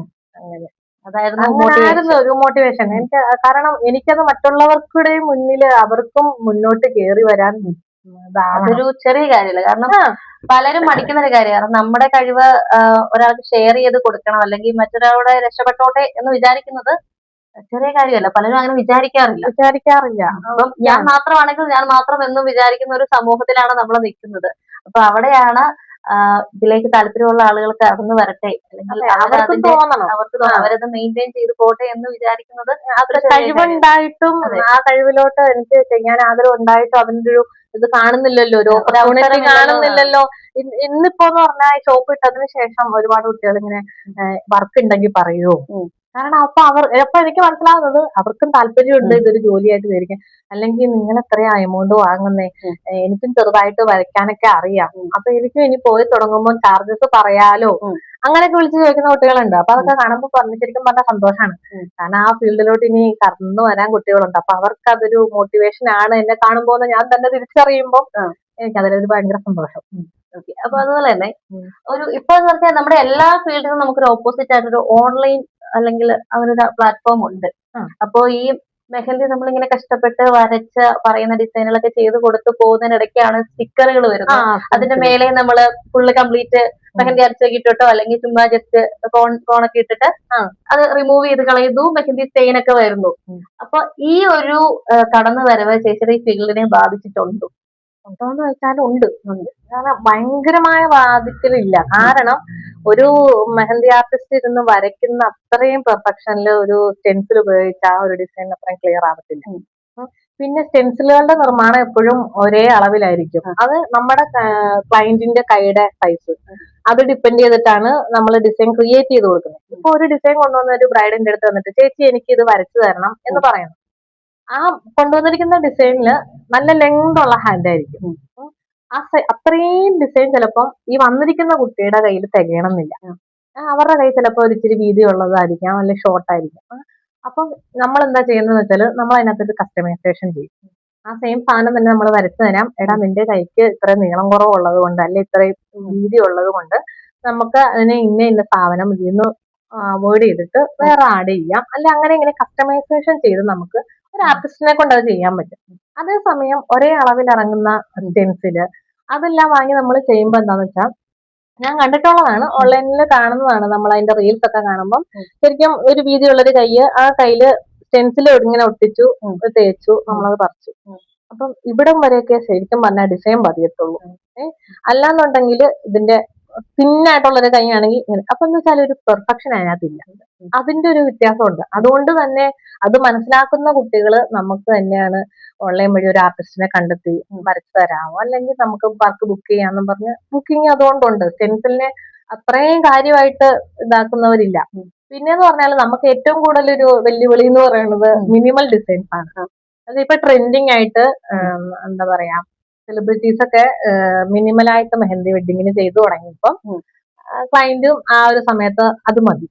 അപ്പം എന്നെ സംബന്ധിച്ച് ഞാൻ തിരുവനന്തപുരം വരെ ഈ 2 വട്ടം വരയ്ക്കാൻ പോകണോ, എനിക്കത് ഒരിക്കലും സാധിക്കത്തില്ല. കാരണം ആ ഒരു ചെറിയൊരു ഡിസൈൻ വരയ്ക്കാൻ എനിക്ക് വലിയ കൂടിയൊരു എമൗണ്ട് പറയാൻ ഒരിക്കലും സാധിക്കത്തില്ല. അപ്പം അത്രയും ചെറിയൊരു എമൗണ്ടിന് അത്രയും ദൂരം പോകാനും സാധിക്കത്തില്ല. അപ്പൊ അങ്ങനെ വന്നപ്പോ കുറേ വർക്കുകൾ നമുക്ക് എടുക്കാൻ പറ്റാതെ, അപ്പൊ നമ്മൾ അങ്ങനെ വിളിച്ച് ദൂരെ നിന്നൊക്കെ ഒരാൾ വിളിച്ചിട്ട് ചേച്ചി എനിക്ക് മിനിമൽ ഡിസൈൻ മതി, അപ്പൊ അത് ചെയ്തു തരാമെന്ന് ചോദിക്കുമ്പോൾ തീർച്ചയായിട്ടും ഞാൻ പറഞ്ഞു എനിക്ക് വരയ്ക്കാൻ പറ്റുന്നതാണ്, പക്ഷെ എനിക്ക് അവിടെ വരെ വരാൻ പറ്റത്തില്ല. അതിനായിട്ട് വേണമെങ്കിൽ അടുത്തുനിന്നുള്ള ഒരു ആർട്ടിസ്റ്റിന്റെ നമ്പർ തരാം എന്ന് പറഞ്ഞാൽ നമുക്ക് കിട്ടേണ്ട വർക്കല്ലേ നമ്മൾ ചെയ്യേണ്ട വർക്കിന് അടുത്തയാൾക്ക് കൊടുക്കുകയാണ് ചെയ്യുക. അപ്പൊ അതാണ് ശരിക്കും പറഞ്ഞാൽ ഏറ്റവും കൂടുതൽ നമ്മളെ ബാധിച്ചത്. ഒരു കോമ്പറ്റീഷൻ ആയിട്ടുള്ളത് അതാണ്. ട്രെൻഡ് മാറുന്നത് ട്രെൻഡ് ബാധിക്കുന്നത് സ്റ്റെൻസിലല്ല. സ്റ്റെൻസിലിനകത്ത് എങ്ങനെ ഒരു ഇതുള്ളത് കൊണ്ട് ബ്രൈഡൽ സ്റ്റെൻസിൽ നമ്മളെ ബാധിച്ചിട്ടില്ല. അതേസമയം മിനിമൽ ആയിട്ടുള്ള സ്റ്റെൻസിൽ ഇറങ്ങിയിട്ടുണ്ട്. അത് ഇപ്പം ഒരു പ്രോഗ്രാമിന് പോകുമ്പോഴല്ലേ എൻഗേജ്മെന്റിന് മിക്കവരും ഇപ്പൊ ചെയ്യുന്നത് എന്താണെന്ന് വെച്ചാൽ എൻഗേജ്മെന്റിന് മിനിമൽ ഡിസൈൻ ആയിരിക്കുമല്ലോ ഇടുന്നത്. അതിനപ്പോ അവർ സ്റ്റെൻസിൽ യൂസ് ചെയ്യും. അപ്പൊ ചെറിയ സ്റ്റെൻസിൽ യൂസ് ചെയ്യുമ്പോൾ അത് ശരിക്കും പറഞ്ഞാൽ ഇപ്പോഴുള്ള സ്റ്റെൻസിലിനൊക്കെ നല്ല ഡിസൈൻസ് കിട്ടാറുണ്ട്. അവരത് ചൂസ് ചെയ്തു. അപ്പം എൻഗേജ്മെന്റിന്റെ വർക്ക് നമ്മളൊക്കെ അവിടെ പോയി സ്റ്റെൻസിലാണ് അവർ യൂസ് ചെയ്തിരിക്കുന്നത്. പക്ഷെ അത് ബ്രൈഡലിലോട്ട് വരുമ്പോൾ സ്റ്റെൻസിൽ ചെയ്താൽ അത് അത്രയും പെർഫെക്റ്റ് ആവത്തില്ലാത്തത് കൊണ്ട് ബ്രൈഡൽ വർക്കുകൾ നമുക്ക് ഹെൽത്തി ആണോ? ഹെൽത്തി ആണോ എന്ന് ചോദിച്ചാല് ഓർഗാനിക് കോൺ തന്നെയാണ് യൂസ് ചെയ്യുന്നതെങ്കിൽ കുഴപ്പമില്ല. അല്ല ഇൻസ്റ്റന്റ് കോണുകൾ, ഷോപ്പിലെ കോണുകളൊക്കെയാണ് യൂസ് ചെയ്യണമെങ്കിൽ അത് ചിലപ്പോൾ ഭയങ്കര എല്ലാവരുടെയും സ്കിൻ ടൈപ്പ് ഒരുപോലെ അലർജി അങ്ങനെ വരും. നമ്മൾ ഓർഗാനിക് മെഹന്തി യൂസ് ചെയ്യുമ്പോൾ എന്താ ഗുണമെന്ന് വെച്ചാല് എല്ലാ സ്കിൻ ടൈപ്പുകാർക്കും അത് യൂസ് ചെയ്യാം. ഇപ്പൊ നമ്മൾ ഗർഭിണിയായിട്ടിരിക്കുന്നവർക്കും ഇവരെ മെഹന്തി ഇടാറുണ്ട്. അപ്പൊ അവരുടെ സ്കിന്നിലൊക്കെ ഇത് നോർമലായിട്ട് ചെയ്യാൻ പറ്റും. അവർക്ക് അതിന് സ്കിൻ പ്രോബ്ലമോ അലർജിയോ പൊള്ളലോ അങ്ങനെയൊന്നും ഇതുകൊണ്ട് വരത്തില്ല. അതേസമയം ഇൻസ്റ്റന്റ് കോണാണ് യൂസ് ചെയ്യുന്നതെങ്കിൽ തീർച്ചയായിട്ടും എന്തെങ്കിലും ഒരു അലർജി അവർക്ക് തോന്നും. എല്ലാവരുടെ സ്കിന്നിൽ സെൻസിറ്റീവ് ആയിട്ടുള്ള സ്കിന്നുള്ള ആളുകളുണ്ടല്ലോ, അപ്പൊ അവർക്ക് അത് പ്രശ്നമാവും. ഓർഗാനിക് മെഹന്തി അത് സെയിൽ ചെയ്യുന്നുണ്ടോ? ഉണ്ടാക്കിയിട്ട്? അതെ അതെ, നമുക്കിത് ഉണ്ടാക്കിയെടുക്കാൻ 2 ദിവസം സമയം വേണം. എന്ന് വെച്ചാല് ഒരു 8 to 12 മണിക്കൂറാണ് ഇതിന്റെ സ്റ്റെയിൻ പൗഡറിൽ നിന്ന് റിലീസ് ആവാൻ എടുക്കുന്ന സമയം. അപ്പൊ അത് അത്രയും മണിക്കൂർ മിക്സ് ചെയ്ത് ഇങ്ങനെ എയർ ടൈറ്റ് ആയിട്ട് വെക്കേണ്ടതുണ്ട്.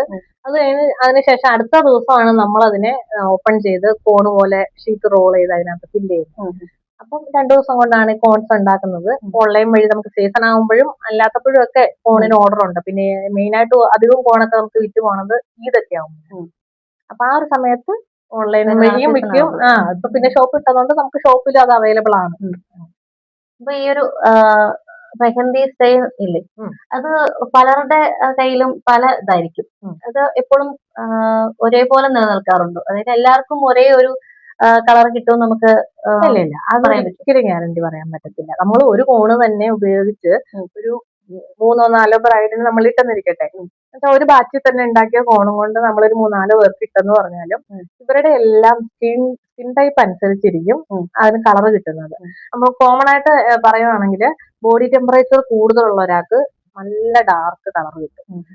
അതുപോലെ തന്നെ എപ്പോഴും മെഹന്തി ഇടുമ്പം നമ്മൾ കേട്ടിട്ടില്ലേ, മുടിയില് ഹെയറില് ഹെന്ന ഇട്ട് കഴിയുമ്പോൾ ചിലർക്ക് തണുപ്പ് പിടിച്ചിട്ട് ജലദോഷം വരും.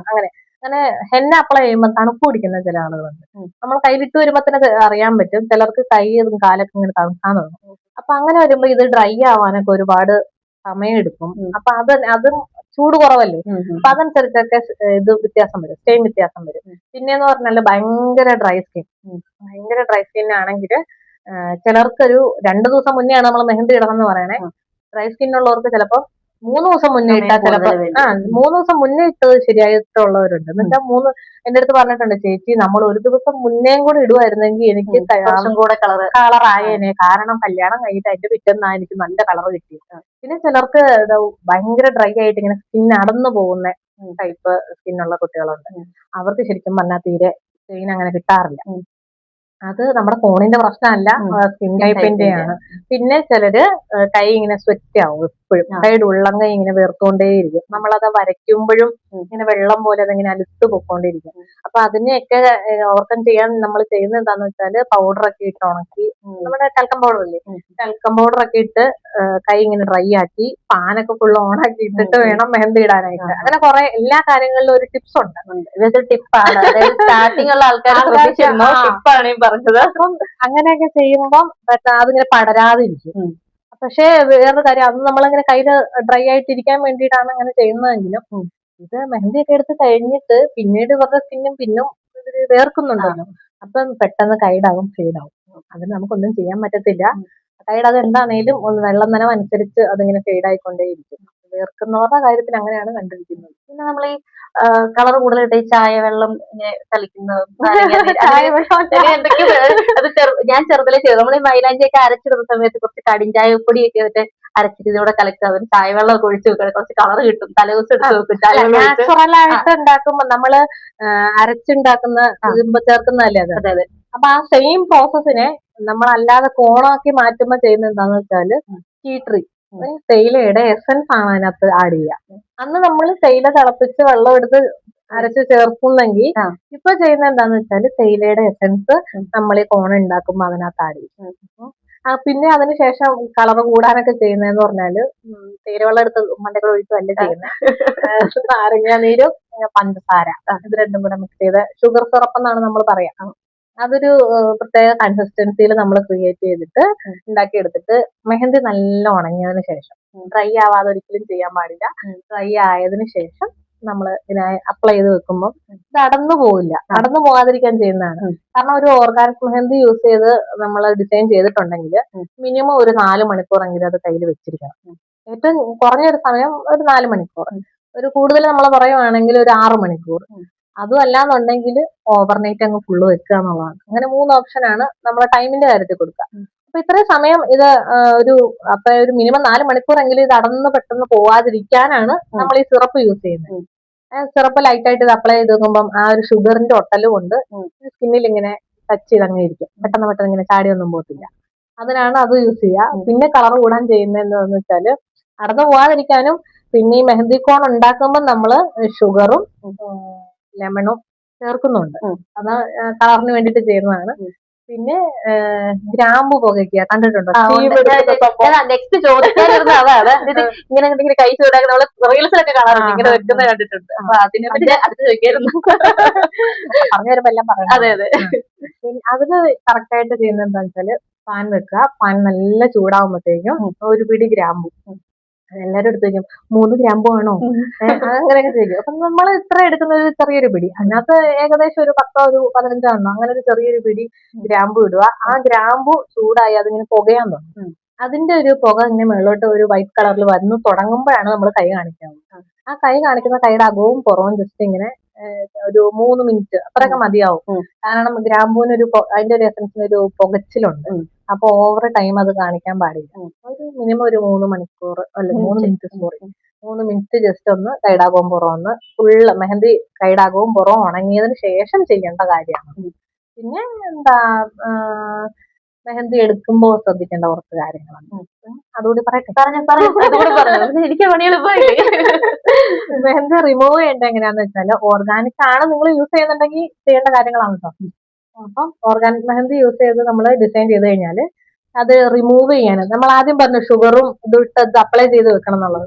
അപ്പൊ ഇങ്ങനെ അപ്ലൈ ചെയ്ത് വെച്ചിട്ട് പെട്ടെന്ന് ഇതിങ്ങനെ ചിരണ്ടിയാലൊന്നും പോരത്തില്ല. ഇത് ഒരു കാരണവശാലും പോയി വെള്ളത്തിൽ ഇങ്ങനെ കഴുകി കളയാൻ പാടില്ലാത്ത സംഭവം. വെള്ളം തൊടാൻ പാടില്ല. നമ്മുടെ കുതിരട്ടം പപ്പു പറയുന്ന പോലെ ഞങ്ങൾ ആർട്ടിസ്റ്റുകൾ ഇങ്ങനെ അലമുറ ഇടും, വെള്ളം ഓർമ്മിപ്പിക്കണമാണ്. അപ്പൊ വെള്ളം തൊട്ട് ഇത് കഴുകി കളയാതെ ഒരു ലൈറ്റ് ആയിട്ട് കോക്കനട്ട് ഓയിൽ അപ്ലൈ ചെയ്യാം. നമ്മൾ ആ ഷുഗർ ഇട്ട പോലെ തന്നെ ലൈറ്റ് ആയിട്ട് കോരി ഒഴിക്കാതെ ലൈറ്റ് ആയിട്ട് ഇതിന്റെ മേളിൽ കൂടെ ഒരു കോക്കനട്ട് ഓയിൽ ഇട്ട് ഒരു 10 മിനിറ്റ് വെയിറ്റ് ചെയ്യാം. 10 മിനിറ്റ് വെയിറ്റ് ചെയ്യുമ്പോഴത്തേക്കും നമ്മുടെ ആ ഒട്ടൽ അങ്ങ് വിടും. ആ ഷുഗർ നേരത്തെ അപ്ലൈ ചെയ്തിരുന്നില്ലേ അതിന്റെ ആ ഒട്ടൽ അങ്ങ് വിട്ടിട്ട് ഇത് ചിരണ്ടി എടുക്കാൻ കുറച്ചുകൂടി ഈസിയാ. അപ്പൊ അങ്ങനെയാണ്. അത് ചിരണ്ടി എടുത്തതിന് ശേഷം അപ്പോഴേ പോയി കുളിക്കാൻ കയറുവോ അല്ലെ സോപ്പിട്ട് കഴുകുവോ ഒന്നും ചെയ്യാൻ പാടില്ല. ആ ഒരു എണ്ണമയത്തോട് കൂടിയിട്ട് ഒരു മിനിമം ഒരു 1/2 മണിക്കൂറെങ്കിലും നിങ്ങൾ വെയിറ്റ് ചെയ്യണം. വെയിറ്റ് ചെയ്തതിന് ശേഷമാണ് പിന്നെ കുളിക്കാനൊക്കെ പോകാവുള്ളൂ. കാരണം ആ സ്റ്റെയിന്റെ പ്രോഗ്രഷൻ നടക്കുന്ന ഒരു ടൈമാണത്. എന്നുവെച്ചാൽ നമ്മൾ 2 ദിവസം മുന്നേ മെഹന്തി ഇടണമെന്ന് പറഞ്ഞു. അപ്പൊ അന്ന് തൊട്ട് ഈ 48 മണിക്കൂർ ആവുന്നത് വരെ നമ്മുടെ സ്കിന്നില് ഈ കളർ ഇങ്ങനെ കയറി വരാനുള്ള പ്രോസസ്സ് നടന്നുകൊണ്ടിരിക്കുകയാണ്. അപ്പൊ ആ ടൈമില് നമ്മളൊരു കെമിക്കൽ ക്രീം എന്ന് വെച്ചാല് ബോഡി ക്രീം, ബോഡി വാഷ് ഒക്കെ ഇട്ട് ഏത് നേരം നമ്മളിങ്ങനെ സോപ്പ് ഷാമ്പു ഒക്കെ ഇട്ട് ഇങ്ങനെ എപ്പോഴും ഇങ്ങനെ തേക്കുകയാണെങ്കിൽ ആ ഒരു പ്രോസസ്സിനെ അവിടെ സ്റ്റോപ്പ് ചെയ്യും. അപ്പൊ ശരിക്കും പറഞ്ഞാൽ നമ്മൾ വിചാരിക്കുന്ന കളറ് അന്നത്തേക്ക് കിട്ടത്തില്ല. അപ്പൊ അതുകൊണ്ട് ആ ഒരു 48 മണിക്കൂറിൽ എപ്പോഴും പോയി ഹാൻഡ് വാഷ് യൂസ് ചെയ്യുക, നേരം വെള്ളത്തിൽ ഇങ്ങനെ മെനവന്നുകൊണ്ടിരിക്കുക, അങ്ങനെയുള്ള പരിപാടിയൊന്നും ചെയ്യാൻ പാടില്ല. പിറ്റേന്ന് നമ്മൾ എടുത്ത് പറഞ്ഞു വിടാറുണ്ട്, നിങ്ങൾ ഷാമ്പു ഒക്കെ ഇടുന്നെങ്കിൽ ഒരു ഷാമ്പു ഇടുമ്പോൾ മാത്രം വേണേ, അല്ലാതെ സോപ്പിട്ടൊക്കെ കുളിക്കാം. ഷാമ്പു ഇടുമ്പോൾ എന്ന് പറഞ്ഞാൽ കുറച്ചു നേരം നമ്മളിങ്ങനെ സ്ക്രബ് ചെയ്യുമല്ലോ. അപ്പൊ അതുകൊണ്ടിട്ട് കവറും എല്ലാം കയറ്റി ഇട്ടിട്ട് വേണം നിങ്ങൾ ഷാമ്പു ഇടാനായിട്ട് എന്ന് പറഞ്ഞു വിടാറുണ്ട്.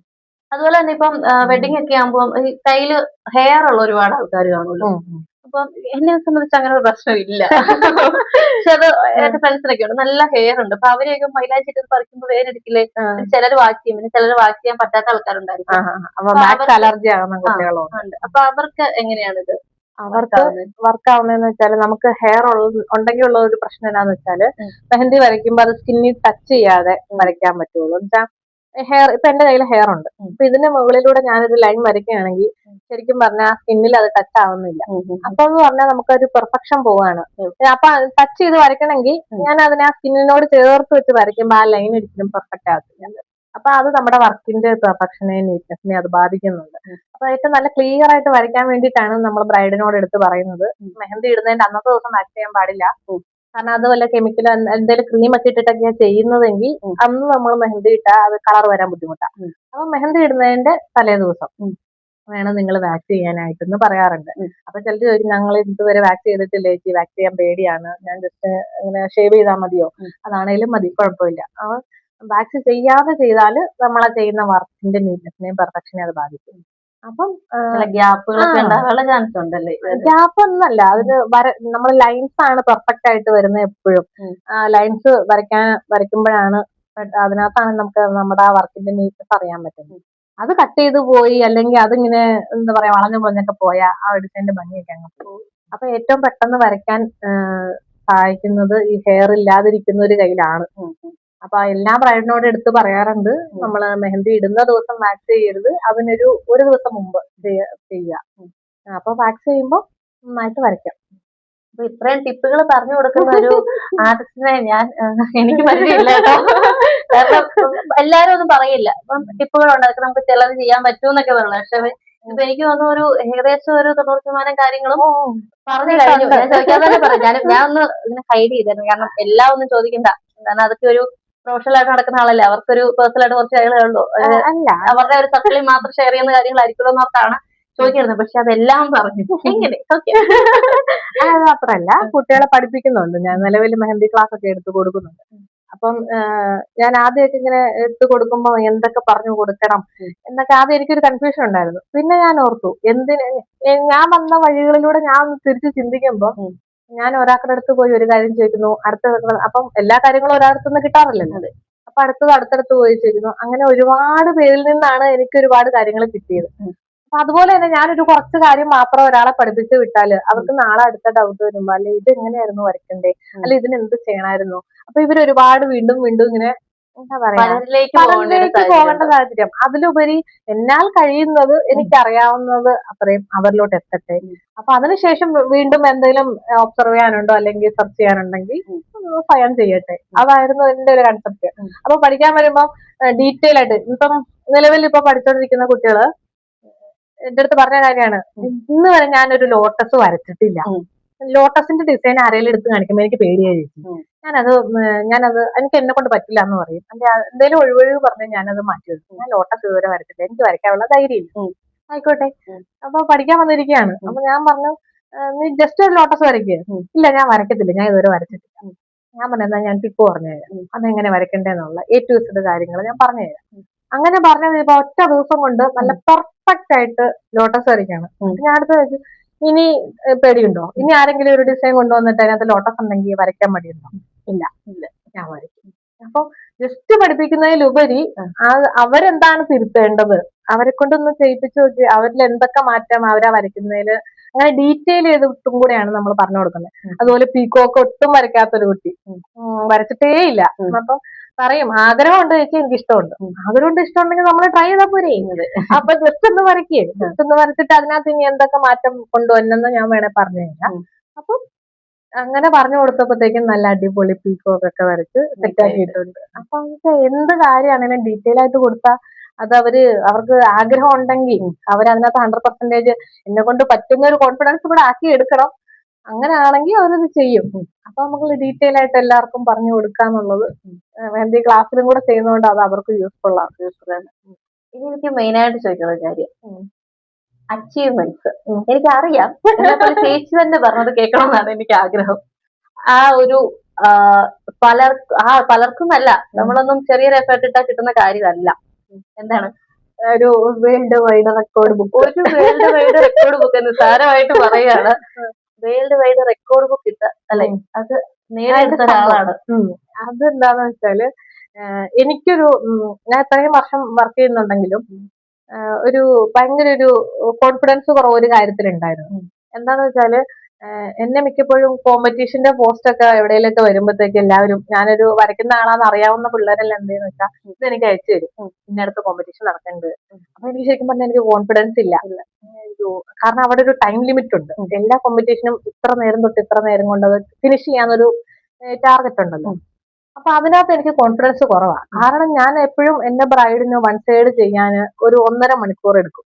വൺ സൈഡ് നല്ല പെർഫെക്റ്റ് ആയിട്ട് കുറെ എലമെന്റ്സ് ഒക്കെ വെച്ചിട്ട് ക്രിയേറ്റ് ചെയ്യാൻ എനിക്ക് 1.5 മണിക്കൂർ സമയം വേണം. അപ്പൊ അങ്ങനെ നിൽക്കുന്ന സമയത്തൊക്കെ ഞാന് കോമ്പറ്റീഷന് പോയാൽ 1 മണിക്കൂറിൽ തീർക്കണമല്ലോ. അപ്പൊ ആ ഒരു ഇത് കിടക്കണോണ്ട് എനിക്ക് ഭയങ്കര കോൺഫിഡൻസ് കുറവുള്ളൊരു കാര്യമായിരുന്നു. അപ്പൊ ഞാൻ ആദ്യമൊക്കെ വരുന്നതെല്ലാം പ്രൊജക്ട് ചെയ്യും. ഞാൻ പോകുന്നില്ല, പിന്നെ ഞാൻ മത്സരിക്കാൻ ഞാൻ പോകത്തില്ല. അങ്ങനെ കുറെ നാൾ കഴിഞ്ഞപ്പോ എനിക്ക് തന്നെ ഞാൻ ഒരു മത്സരത്തിന് പോലും ഇന്നുവരെ പങ്കെടുത്തിട്ടില്ല എന്ന് അതൊരു വിഷമമായി തുടങ്ങി കേട്ടോ. വിഷമമായി തുടങ്ങിയ സമയത്താണ് ഒരു ലാർജ് കോമ്പറ്റീഷൻ നമ്മുടെ പൊന്നാനിയിൽ നടക്കുവാന്ന് അറിയണോ. അപ്പൊ ഞാന് എന്നെ സാധാരണ പറഞ്ഞ പൊങ്ങച്ചം പറയാന്ന് വിചാരിക്കരുത്, ജഡ്ജായിട്ട് വിളിച്ചിട്ടുണ്ട് മിക്ക കോമ്പറ്റീഷനിലും ജഡ്ജ്മെന്റ് ചെയ്യാനായിട്ട്. അപ്പൊ 1-2 പോവുകയും ചെയ്തു. അപ്പം ജഡ്ജായിട്ട് വരാവോന്ന് ചോദിക്കാനിരുന്ന ആളോടാണ് ഞാൻ വിളിച്ചിട്ട് ഞാൻ മത്സരിക്കാൻ ചോദിക്കുന്നത്. ജഡ്ജ്മെന്റിന് വേറൊരു കഴിവ് വേണം, എന്നാലും കോമ്പറ്റീഷൻ ശരിക്കും പറഞ്ഞാൽ വേറൊരു കഴിവും കൂടെ വേണം അല്ലെ. ഈ ഒരു എനിക്കുണ്ടായ ഒരു ടെൻഷൻ, ആ ഒരു ടാർഗറ്റ് കടത്തിയെടുക്കാന്ന് പറഞ്ഞാൽ അതിനൊരു കഴിവ് വേണമല്ലോ, 1 മണിക്കൂർ തീർക്കാന്ന്.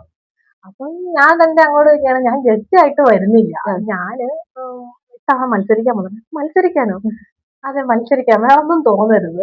എന്റെ പ്രശ്നം ഞാൻ ഓപ്പൺ ആയിട്ട് പറഞ്ഞു. അതെ എനിക്ക് ഇന്ന് വരെ ഈ 1 മണിക്കൂറിൽ എനിക്ക് ചെയ്തു തീർക്കാൻ പറ്റുമോ എന്നുള്ളത് ഞാൻ വീട്ടിൽ ഇരുന്നൊക്കെ ട്രയൽ നോക്കിയിട്ടൊന്നും എന്നെ കൊണ്ട് പറ്റാത്തൊരു കാര്യമാണ്. അപ്പം അതിന് തോറ്റാലും പ്രശ്നമല്ല, എനിക്ക് പ്രൈസ് ഒന്നും കിട്ടിയില്ലെങ്കിലും പ്രശ്നമല്ല, ഞാൻ ജസ്റ്റ് ഒന്ന് അറ്റൻഡ് ചെയ്യട്ടെ. അപ്പൊ ഒരു 100% അവർ ഓക്കെ ആണ്, എന്നാ വായോ നോക്കാം. കാരണം എനിക്ക് വീട്ടിൽ ചെയ്ത് നോക്കിയിട്ട് 1 മണിക്കൂറിലൊന്നും തീരുന്നില്ല. അങ്ങനെയാണ് ഞാൻ അതിനകത്തോട്ട് എൻട്രി ചെയ്യണത്. അങ്ങനെ പോയി. അപ്പൊ മനസ്സിനകത്ത് ഒന്ന് മാത്രമേ ഉള്ളൂ, എങ്ങനെയും 1 മണിക്കൂറിൽ തീർക്കാൻ പറ്റണം, എല്ലാ എലമെന്റ്സും നന്നായിട്ട് വരയ്ക്കാൻ പറ്റണം. അപ്പം അങ്ങനെ അറ്റൻഡ് ചെയ്തൊരു കോമ്പറ്റീഷൻ ആണത്. അപ്പം 78 തോന്നുന്നു. അത്രയും ആർട്ടിസ്റ്റുകൾ പങ്കെടുത്ത ഒരു കോമ്പറ്റീഷനില്, ലാർജ് കോമ്പറ്റീഷൻ ആണല്ലോ, പാർട്ടിസിപ്പൻസ് ഉള്ള കോമ്പറ്റീഷനില് ഫസ്റ്റ് എനിക്ക് കിട്ടി. എത്ര മിനിറ്റ് കൊണ്ടാണ് കംപ്ലീറ്റ് ചെയ്തത്? 1 hour. 1 hourൽ അന്ന് വരെ ഞാനൊരു ബ്രൈഡിന് പോലും മനസ്സിലായിട്ട് തീർത്തിട്ടില്ല. പക്ഷെ അന്നത്തെ എന്താ പറയാ, എനിക്ക് എങ്ങനെയെങ്കിലും അത് തീർക്കണം, അതിന്റെ ഒരു എന്താ പറയാ എനിക്ക് അറിയത്തില്ല. ഇതൊക്കെ വലിയ കേൾക്കുന്നവർക്ക് ഇതൊക്കെ കാര്യമാണോ? കാരണം നമ്മള് പോയതുകൊണ്ട് എനിക്ക് കിട്ടിയ ഗുണം, അല്ലെങ്കിൽ എനിക്ക് അതിൽ നിന്നും പിന്നീട് വന്ന് സംഭവിച്ച കാര്യം പറഞ്ഞാലാണ് എന്താ പറയാ, ഞാൻ അതൊന്ന് ചേർന്നത് നന്നായി എന്ന് എനിക്ക് പറയുന്നതിലൊരർത്ഥമുള്ളൂ. എന്ന് വെച്ചാല് ആ ഒരു കോമ്പറ്റീഷൻ കഴിഞ്ഞിട്ട് പിന്നീട് വരുന്ന ഞാൻ ബ്രൈഡൽ വർക്കിന് എനിക്ക് കുറച്ചുകൂടി കോൺഫിഡൻസ് ആയി. എനിക്ക് 1 hourലൊക്കെ തീർക്കാൻ പറ്റും. അപ്പൊ ഇന്നത്തെ വർക്കിന് ഞാൻ 1 hourൽ അത് കംപ്ലീറ്റ് ചെയ്തിരിക്കും. അങ്ങനെ പിന്നീട് വന്ന ബ്രൈഡൽ വർക്ക് എല്ലാം ഞാൻ കറക്റ്റ് 1 hourൽ 1 സൈഡ്. അത് നോർമൽ ഡിസൈൻ ഒന്നും അല്ല, ഇൻട്രിക്കേറ്റ് ആയിട്ടുള്ള ഡിസൈൻസ്. അതിനകത്ത് എലഫൻസ് വരും, പീകോക്ക് വരും, അങ്ങനെ കുറെ എലമെന്റ്സ് ഉണ്ട്. അപ്പൊ അതൊക്കെ വെച്ചിട്ടുള്ള ഇൻട്രിക്കേറ്റ് ആയിട്ടുള്ള ഡിസൈൻ എനിക്ക് 1 hourൽ ഞാൻ അതിനുശേഷം വരയ്ക്കാൻ തുടങ്ങി. അന്ന് വരെ ഞാൻ ചെയ്യാത്ത കാര്യം ഈ ഒരു കോമ്പറ്റീഷൻ കഴിഞ്ഞപ്പോൾ ചെയ്യാൻ തുടങ്ങി. അപ്പൊ അത് വേൾഡ് റെക്കോർഡിനകത്തോട്ട് എൻട്രി ചെയ്തിരുന്ന കോമ്പറ്റീഷൻ ആയിരുന്നു. അപ്പൊ അതിനകത്ത് പാർട്ടിസിപ്പേറ്റ് ചെയ്യാന്നുള്ളതും അതിൽ ഫസ്റ്റ് വിന്നർ ആവാൻ പറ്റി എന്നുള്ളതും ഒക്കെ ഒരു അച്ചീവ്മെന്റ് ആണ്. റെക്കോർഡ് ഇട്ടു. ഓക്കെ. അപ്പൊ ഇതൊരിക്കലും ചേച്ചി പഠിച്ചതോ അല്ലെങ്കിൽ ജോലി സംബന്ധമായി കൊണ്ടുവരുന്ന ഒരു കാര്യമല്ല മെഹന്തി എന്നുള്ളത്. എന്തായിരുന്നു പഠിച്ചത്? ജോലി എന്തെങ്കിലും വേറെ എന്തെങ്കിലും ചെയ്തിട്ടുണ്ടോ? ചെയ്തിട്ടുണ്ട്. ഞാൻ BA എക്കണോമിക്സ് ആയിരുന്നു. എക്കണോമിക്സ് ആയിട്ട് ഒരു ബന്ധമില്ലാത്ത ജോലിയായിരുന്നു പിന്നീട് പോയി ചെയ്തു. കാരണം ഞാൻ +2 കൊമേഴ്സ് ആയിരുന്നു. അക്കൗണ്ടൻസി ഭയങ്കര ഇഷ്ടമായിരുന്നു. BCOമിനൊക്കെ കൊണ്ടുപോയി അഡ്മിഷൻ ഒക്കെ വെച്ചിട്ട് കിട്ടിയില്ല. പിന്നെ കിട്ടിയതിന് പോയി പഠിക്കുക ചെയ്തേ, നമ്മുടെ ഗവൺമെന്റ് കോളേജിൽ കട്ടപ്പന. അപ്പം എക്കണോമിക്സ് പഠിക്കാൻ ഇഷ്ടമുണ്ടായിട്ടല്ല, കിട്ടിയത് അങ്ങ് പഠിച്ചെന്നല്ലേ ഉള്ളൂ. അപ്പൊ അത് കഴിഞ്ഞ് ഇറങ്ങിയപ്പം മൈൻഡിൽ എപ്പോഴും അക്കൗണ്ടിംഗ് സെക്ഷനിൽ ജോലിക്ക് കയറണം എന്നായിരുന്നു. അപ്പൊ ആദ്യം ഞാൻ ജോലിക്ക് കയറുന്നത് ഒരു ഫർണിച്ചർ ഷോപ്പിൽ അക്കൗണ്ടന്റ് ആയിട്ടാണ്. അപ്പൊ അവിടെ അങ്ങനെ അവിടെ കുറച്ച് നാളെ നിന്നിട്ടുള്ളൂ, ഒരു 6 മാസമൊക്കെ കഷ്ടി. അത് കഴിഞ്ഞ് എനിക്ക് തോന്നി കുറച്ചുകൂടെ അക്കൗണ്ടൻസിയുടെ വേറെന്തൊരു വേർഷനൊക്കെ എടുത്ത് പഠിച്ചാലോ. കാരണം അന്ന് ഞാൻ കയറുമ്പോ ERP9 അങ്ങനെ എന്തോ ഒരു വേർഷനാണ്. അപ്പൊ അതിന്റെ കൂടിയത് പോയി പഠിച്ചാൽ കുറച്ചുകൂടെ എനിക്ക് നല്ല ഇതാവൂലോ നോക്ക്. ഞാൻ പിന്നെ കമ്പ്യൂട്ടർ കോഴ്സ് കുറച്ച് മാറി ഇഷ്ടമുള്ളതൊക്കെ എന്താണോ സമയത്ത് തോന്നണേ അതൊക്കെ പോയി പിന്നെ പഠിച്ചിട്ടുണ്ട്. ഡേറ്റ എൻട്രി, ഫോട്ടോഷോപ്പ്, അങ്ങനെ ഒരു കോഴ്സ് തീരുമ്പോ അടുത്തത്, അങ്ങനെ എന്തെങ്കിലുമൊക്കെ എനിക്ക് ഇഷ്ടമുള്ളത് തോന്നണതിനൊക്കെ അങ്ങനെ പഠിച്ചു കുറഞ്ഞു പോകും. പക്ഷെ ഇതൊന്നും ആയിട്ട് ഒരു ബന്ധമില്ലാത്തൊരു ജോലിയാണ് പിന്നെ ഞാൻ പോയി ചെയ്തത്. മെഹന്തി അല്ല, അതിനു മുമ്പ് അൾട്രാസൗണ്ട് സ്കാനർ സെന്ററില് മെഡിക്കൽ ഫീൽഡായിട്ട് യാതൊരു ബന്ധമില്ല. മെഡിക്കൽ വേർഡ്സ് ഒന്നും ശരിക്കും പറഞ്ഞാൽ അറിയത്തോടിയില്ല. എനിക്ക് അവിടെ ജോലി കിട്ടാനുള്ള കാരണം എന്താന്ന് വെച്ചാല് ടൈപ്പ് ചെയ്യാൻ സ്പീഡുണ്ട്. അപ്പൊ അപ്പം സ്പീഡുള്ള ഒരാളെ വേണം അവര് ഫസ്റ്റ് അവിടെ ഇന്റർവ്യൂവിന് നോക്കുന്നത്. അവര് നമ്മൾ ആ പറയുന്ന സമയത്ത് അവര് ടൈപ്പ് ചെയ്യുന്നത് നല്ല സ്പീഡിലാണ്. ഈ ഒന്നിൽ കൂടുതലല്ലേ 2ൽ കൂടുതലൊക്കെ കമ്പ്യൂട്ടർ കോഴ്സ് എടുത്ത് പഠിച്ച എനിക്ക് ടൈപ്പിങ്ങിന് സ്പീഡ് നോർമലി വരുമല്ലോ. നമ്മൾ ആ ഒരു കീബോർഡൊക്കെ തറവായി. അങ്ങനെ ആ സ്പീഡിന്റെ കാര്യത്തിൽ മാത്രം കിട്ടിയ ജോലിയായിരുന്നു അത്. ജോലിക്ക് പക്ഷെ ചെന്ന് കഴിയുമ്പം ഞാൻ പഠിച്ചതായിട്ടൊരു ബന്ധമില്ല. മെഡിക്കൽ വേർഡ്സ് ആണ് കൂടുതലും വരുന്നത്. എനിക്ക് അവര് പറയുന്നത് എനിക്ക് പ്രൊണൗൺസിയേഷനും വേറെ, സ്പെല്ലിങ്ങും വ്യത്യാസം. പിന്നെ അതൊക്കെ എന്നെ പഠിക്കാന് ഹെൽപ്പ് ചെയ്തത് അന്ന് അവിടെ ഉണ്ടായിരുന്ന അൾട്രാസൗണ്ട് സ്കാൻ ചെയ്യുന്ന ഡോക്ടറാണ്. ഡോക്ടർ എനിക്ക് എഴുതി പഠിപ്പിച്ചു. കുറെ വാക്കുകൾ എനിക്ക് തന്ന് അത് പോയിരുന്നു നീ പഠിച്ചു വരാൻ പറഞ്ഞു. അങ്ങനെ പുള്ളിയുടെ ഒരു സപ്പോർട്ടും കൊണ്ടാണ് ആ ഒരു ജോലി അത് ഒരു അധികം കാലം ചെയ്തിട്ടുണ്ട്. അപ്പൊ അതിന്റെയൊക്കെ കൂടെ സൈഡായിട്ട് ഞാൻ ചെയ്തുകൊണ്ടിരുന്നതാണ് ഈ മെഹന്തി. കാരണം ഇത് ഈ മെഹന്തിയോട് എനിക്കൊരു എന്താ പറയാ അഡിക്ഷൻ പറയാം. അത് നമുക്ക് നമ്മൾ എത്തിപ്പെടാനുള്ളത് അല്ലെങ്കിൽ നമ്മുടെ ലൈഫിൽ നമ്മൾ ചെന്ന് നിൽക്കാനുള്ളൊരു സ്പോട്ട് നമ്മൾ എപ്പോഴെങ്കിലും നമ്മുടെ സൈഡിൽ ഇങ്ങനെ കാണും അല്ലേ? ഇപ്പൊ അതിനൊക്കെ വിശ്വസിക്കുന്നു. ഞാനത് വിശ്വസിക്കുന്ന ഒരാളാണ്. എപ്പോഴെങ്കിലൊക്കെ നമ്മൾ അതിലേക്ക് എത്തിപ്പെട്ടിരിക്കും. മെഹന്തി ഇടാൻ ഇഷ്ടമുള്ള ഒരാളാണ് തോന്നുന്നത്. കാരണം ഈ സമയത്തിനിടയ്ക്ക് സ്വന്തം എന്റെ സമയം കിട്ടുന്നു. അങ്ങനല്ല, സമയമൊക്കെ ഞാൻ ഒപ്പിക്കും. രാത്രി ഒന്ന് എന്താ പറയാ ഇടയ്ക്കൊന്ന് ഉണർന്നു പോയാൽ പോലും പിന്നെ ഉറക്കം വന്നല്ലേ ആദ്യം പോയി ചെയ്യണത് മെഹന്തിയിടാണ്. ചിലരുണ്ട് ഈ ഉറക്കം വന്നില്ല എന്തെങ്കിലും ഭക്ഷണം കഴിച്ചിട്ട് ഇച്ചിരി മൈലാഞ്ചി ഇട്ടിട്ട് ഞാൻ പിന്നെ മൈലാഞ്ചി ഇട്ടിട്ടേ കിടക്കും. ഹസ്ബൻഡ് ഭ്രാന്താണെന്ന് ചോദിക്കില്ല കേട്ടോ. പുള്ളിക്ക് അറിയാം എനിക്ക് ഇതിനോട് അത്രത്തോളം ഇഷ്ടമാണ്. കാരണം മൈലാഞ്ചി ഒക്കെ ഇട്ട് കഴിഞ്ഞാൽ പിന്നെ ആ കൈ ഇങ്ങനെ എന്തോ കുന്തം പിടിച്ചേക്കണോ നമ്മുടെ മോഹിനീശ്വരീനെ ഉള്ളൂ. ഒരു പണി തന്നെ എടുക്കുന്നില്ല. അപ്പൊ മൈലാഞ്ചി ഇട്ട് കഴിഞ്ഞാൽ ഇത് തട്ടല്ലിട്ടോ ആരും വന്ന് തട്ടല്ലേ ആദ്യമേ പറയും. അപ്പൊ ഇങ്ങനെയൊക്കെ ആയിരുന്നുകൊണ്ട് തുടക്കത്തിലെ പുള്ളിക്ക് അറിയാം ഇതിനോട് ഭയങ്കര ഒരു ഇഷ്ടം ഉണ്ടെന്നുള്ളതാണ്. അതുകൊണ്ട് എന്റെ കയ്യിൽ ഇങ്ങനെ സ്റ്റെയിനൊക്കെ മൊത്തം പോകാൻ ഇങ്ങനെ വെയിറ്റ് ചെയ്തിരിക്കും. അടുത്ത ഡിസൈൻ ഇങ്ങനെ എടുത്ത് വെച്ചേക്കുമായിരിക്കും. എന്നിട്ട് ഇതൊന്ന് പോയി കിട്ടിയിട്ട് വേണമല്ലോ അടുത്ത ചെയ്ത്. നല്ലപോലെ സ്റ്റെയിൻ വരുന്ന ഒരു കൈ കൂടെ എനിക്ക് ബോഡി ടെമ്പറേച്ചർ കൂടുതലാണ്. അപ്പം ശരിക്കും പറഞ്ഞാല് ഞാൻ അതുപോലെ ഓവർനൈറ്റ് വെക്കുകയും ചെയ്യും. എപ്പോഴും പകലൊന്നും ഇതിട്ട് വീട്ടിലെ പണി നടക്കുന്നില്ല. അപ്പൊ ശരിക്കും പറഞ്ഞാൽ ഞാൻ നൈറ്റ് ഇട്ടിട്ട് കിടന്നുറങ്ങുക ചെയ്യണം. അപ്പൊ ഓവർനൈറ്റ് വെക്കണോണ്ടും ബോഡി ടെമ്പറേച്ചർ കൂടുതലായതുകൊണ്ടും എനിക്ക് ഇനി തീരെ കൊള്ളില്ല. അതല്ലെങ്കിൽ ഒരു കുറെ നാൾ പഴക്കമുള്ള ഫോൺ എടുത്ത് ഞാൻ വരച്ചാലും എനിക്ക് ഡാർക്ക് നല്ല ഡാർക്ക് കളർ കിട്ടും. ഇതൊരു ചെറിയൊരു എനിക്കൊന്ന് ചില കാസ്റ്റിലൊക്കെ ഒരു വിശ്വാസം കൂടിയാണ് ഈ ഒരു മാരേജ് നോർത്ത് ഇന്ത്യൻ സൈഡിലോട്ട് വരുമ്പോ അവര് പറഞ്ഞു കേട്ടിട്ടുള്ള. കാരണം എനിക്ക് നോർത്ത് ഇന്ത്യൻ ക്ലൈൻസ് ഉണ്ടാവാറുണ്ട്.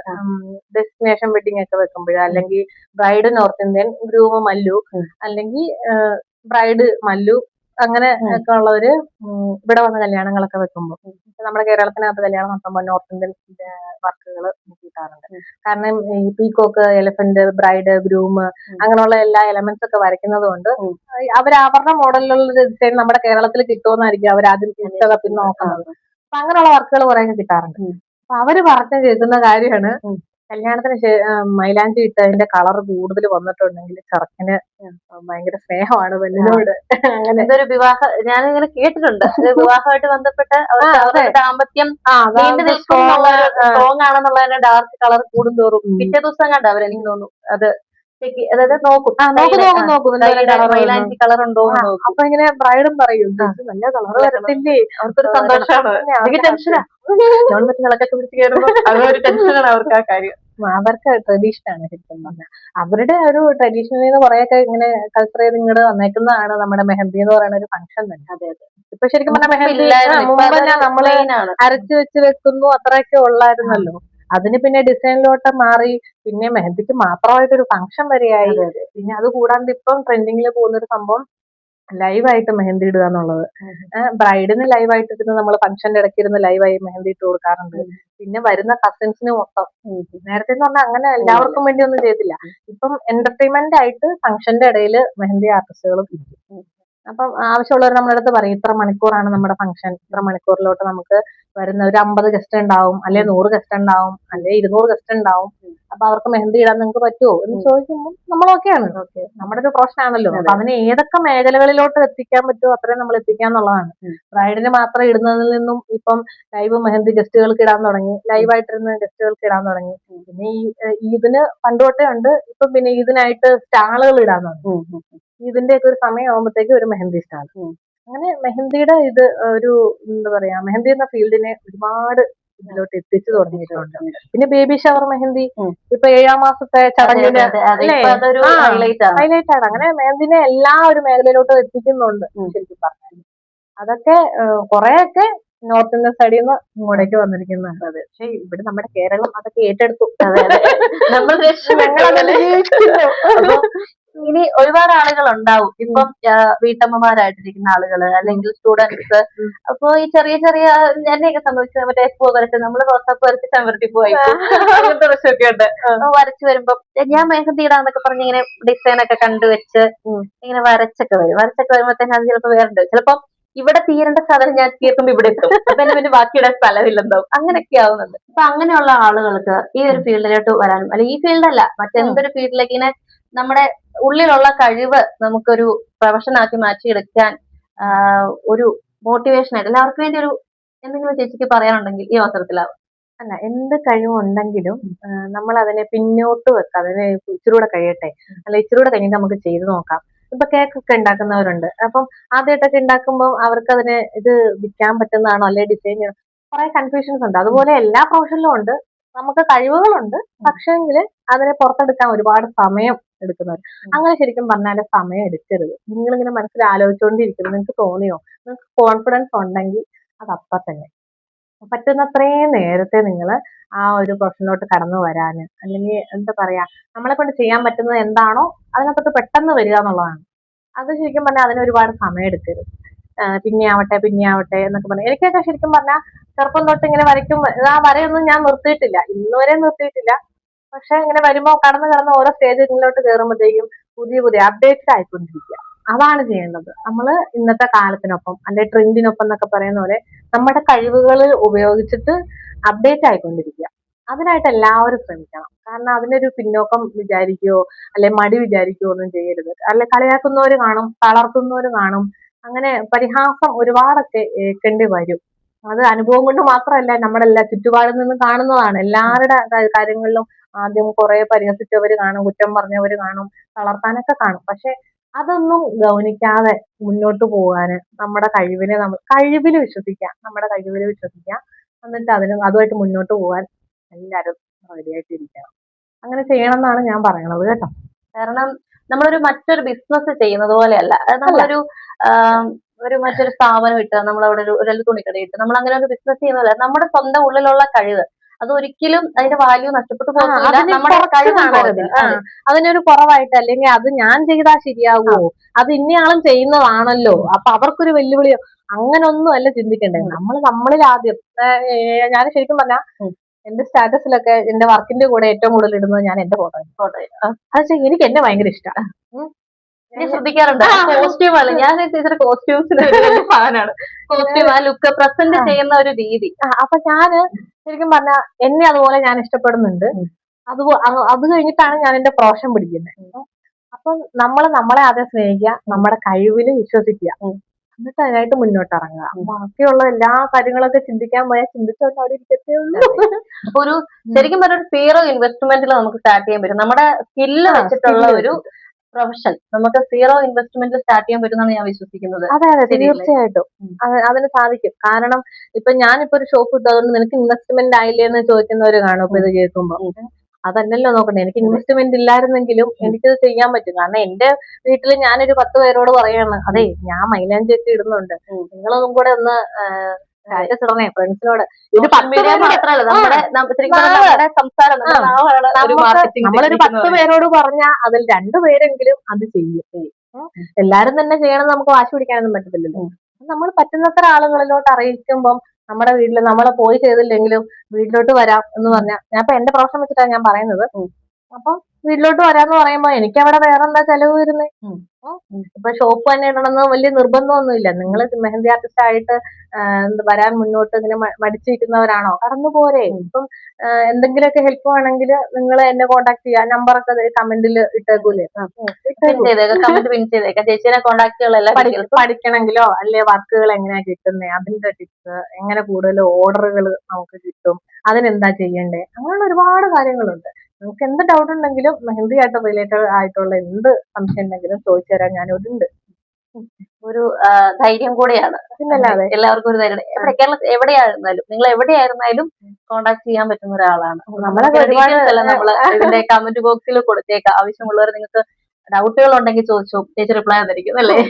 തീർച്ചയായിട്ടും നമ്മുടെ ഇൻബോക്സിൽ വരുന്ന ഒരു മെസ്സേജും വെറുതെ ഇങ്ങനെ തള്ളിക്കളയാറില്ല. മെഹന്തി റിലേറ്റഡ് ആയിട്ട് എന്ത് ഡൗട്ട് ചോദിച്ചാലും എന്നെ കൊണ്ട് പറ്റുന്നതാണെങ്കിൽ നമ്മളത് അപ്പം പറഞ്ഞു കൊടുക്കും. ഹാൻഡിൽ ചെയ്തു പോകും. ഇപ്പൊ ഈ ഒരു സ്റ്റുഡിയോ ഇട്ടു, സ്റ്റുഡിയോയുടെ കൂടെ വേറെ എന്തെങ്കിലും സൈഡായിട്ട് എന്തെങ്കിലും ചെയ്യുന്നുണ്ടോ?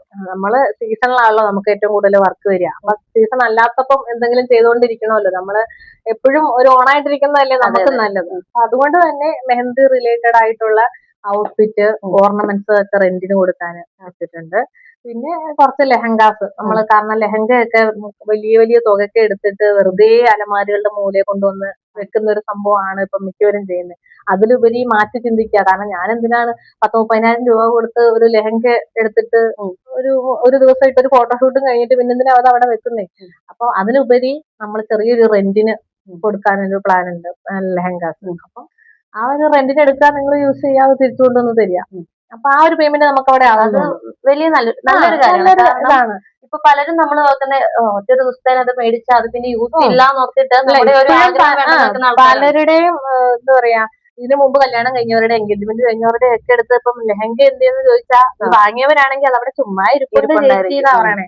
അതിനെയൊക്കെ ഒരു വരുമാന മാർഗമാക്കി മാറ്റാൻ തരത്തിലാണ് ഞാൻ എന്റെ സ്റ്റുഡിയോ സെറ്റ് ചെയ്ത് വെച്ചിരിക്കുന്നത്. കാരണം ലെഹങ്കാസ് ഒക്കെ നിങ്ങൾക്ക് കൊണ്ടുവന്ന് തരണമെന്നെങ്കിൽ നമ്മുടെ സ്റ്റുഡിയോയിൽ ഏൽപ്പിക്കുകയാണെങ്കിൽ അത് നിങ്ങൾക്ക് ഒരു വരുമാനമാക്കി മാറ്റി ഞാൻ തരും. അപ്പൊ ഒന്ന് ചിന്തിച്ചു നോക്കണം. നമ്മുടെ കഴിവിൽ നിന്ന് നമ്മൾ സ്റ്റാർട്ട് ചെയ്ത ഒരു ബിസിനസ് ഞാൻ പറയാം കേട്ടോ. എനിക്ക് ആ വേർഡ് യൂസ് ചെയ്യാൻ ഇഷ്ടമാണ്. അപ്പൊ ബിസിനസ് അത് ഏതൊക്കെ തലത്തിലേക്കാണ് നമ്മളെ കൊണ്ടുവന്ന് എത്തിക്കുന്നതെന്ന് കൂടെ നോക്കണം. നമ്മളൊരു റെന്റൽ ജ്വല്ലറി അല്ലെങ്കിൽ റെന്റൽ കോസ്റ്റ്യൂംസ്, അക്സസറീസ്, ഇങ്ങനെ ഒരു തലത്തിലേക്ക് നമ്മൾ എത്തിയിരിക്കുന്നു. ഓട്ടോമാറ്റിക്കായിട്ട് സംഭവിച്ചു പോകുന്നതാണ്. നമ്മളൊരു കാര്യത്തിലേക്ക് ഇറങ്ങി തിരിക്കുമ്പോൾ സംഭവിച്ചു പോകുന്ന. ഞാൻ ഭയങ്കര ഹാപ്പിയാണ് ഈ ഒരു സെഗ്മെന്റ് കഴിഞ്ഞപ്പോ. ഞാൻ ഉദ്ദേശിച്ചതിനേക്കാൾ അധികം കാര്യങ്ങള് ഷെയർ ചെയ്യാനായിട്ട് ഈ ഒരു ഇതിൽ പറ്റി. ഏകദേശം കുറെ കാര്യങ്ങൾ കവറായി, അത് തന്നെ വേണം പറയാൻ. അപ്പൊ ചേച്ചിയുടെ ഫ്യൂച്ചറിൽ ഇനി മുന്നോട്ട് ഒരുപാട് മേഖലകളിലേക്ക് എത്താൻ സാധിക്കട്ടെ.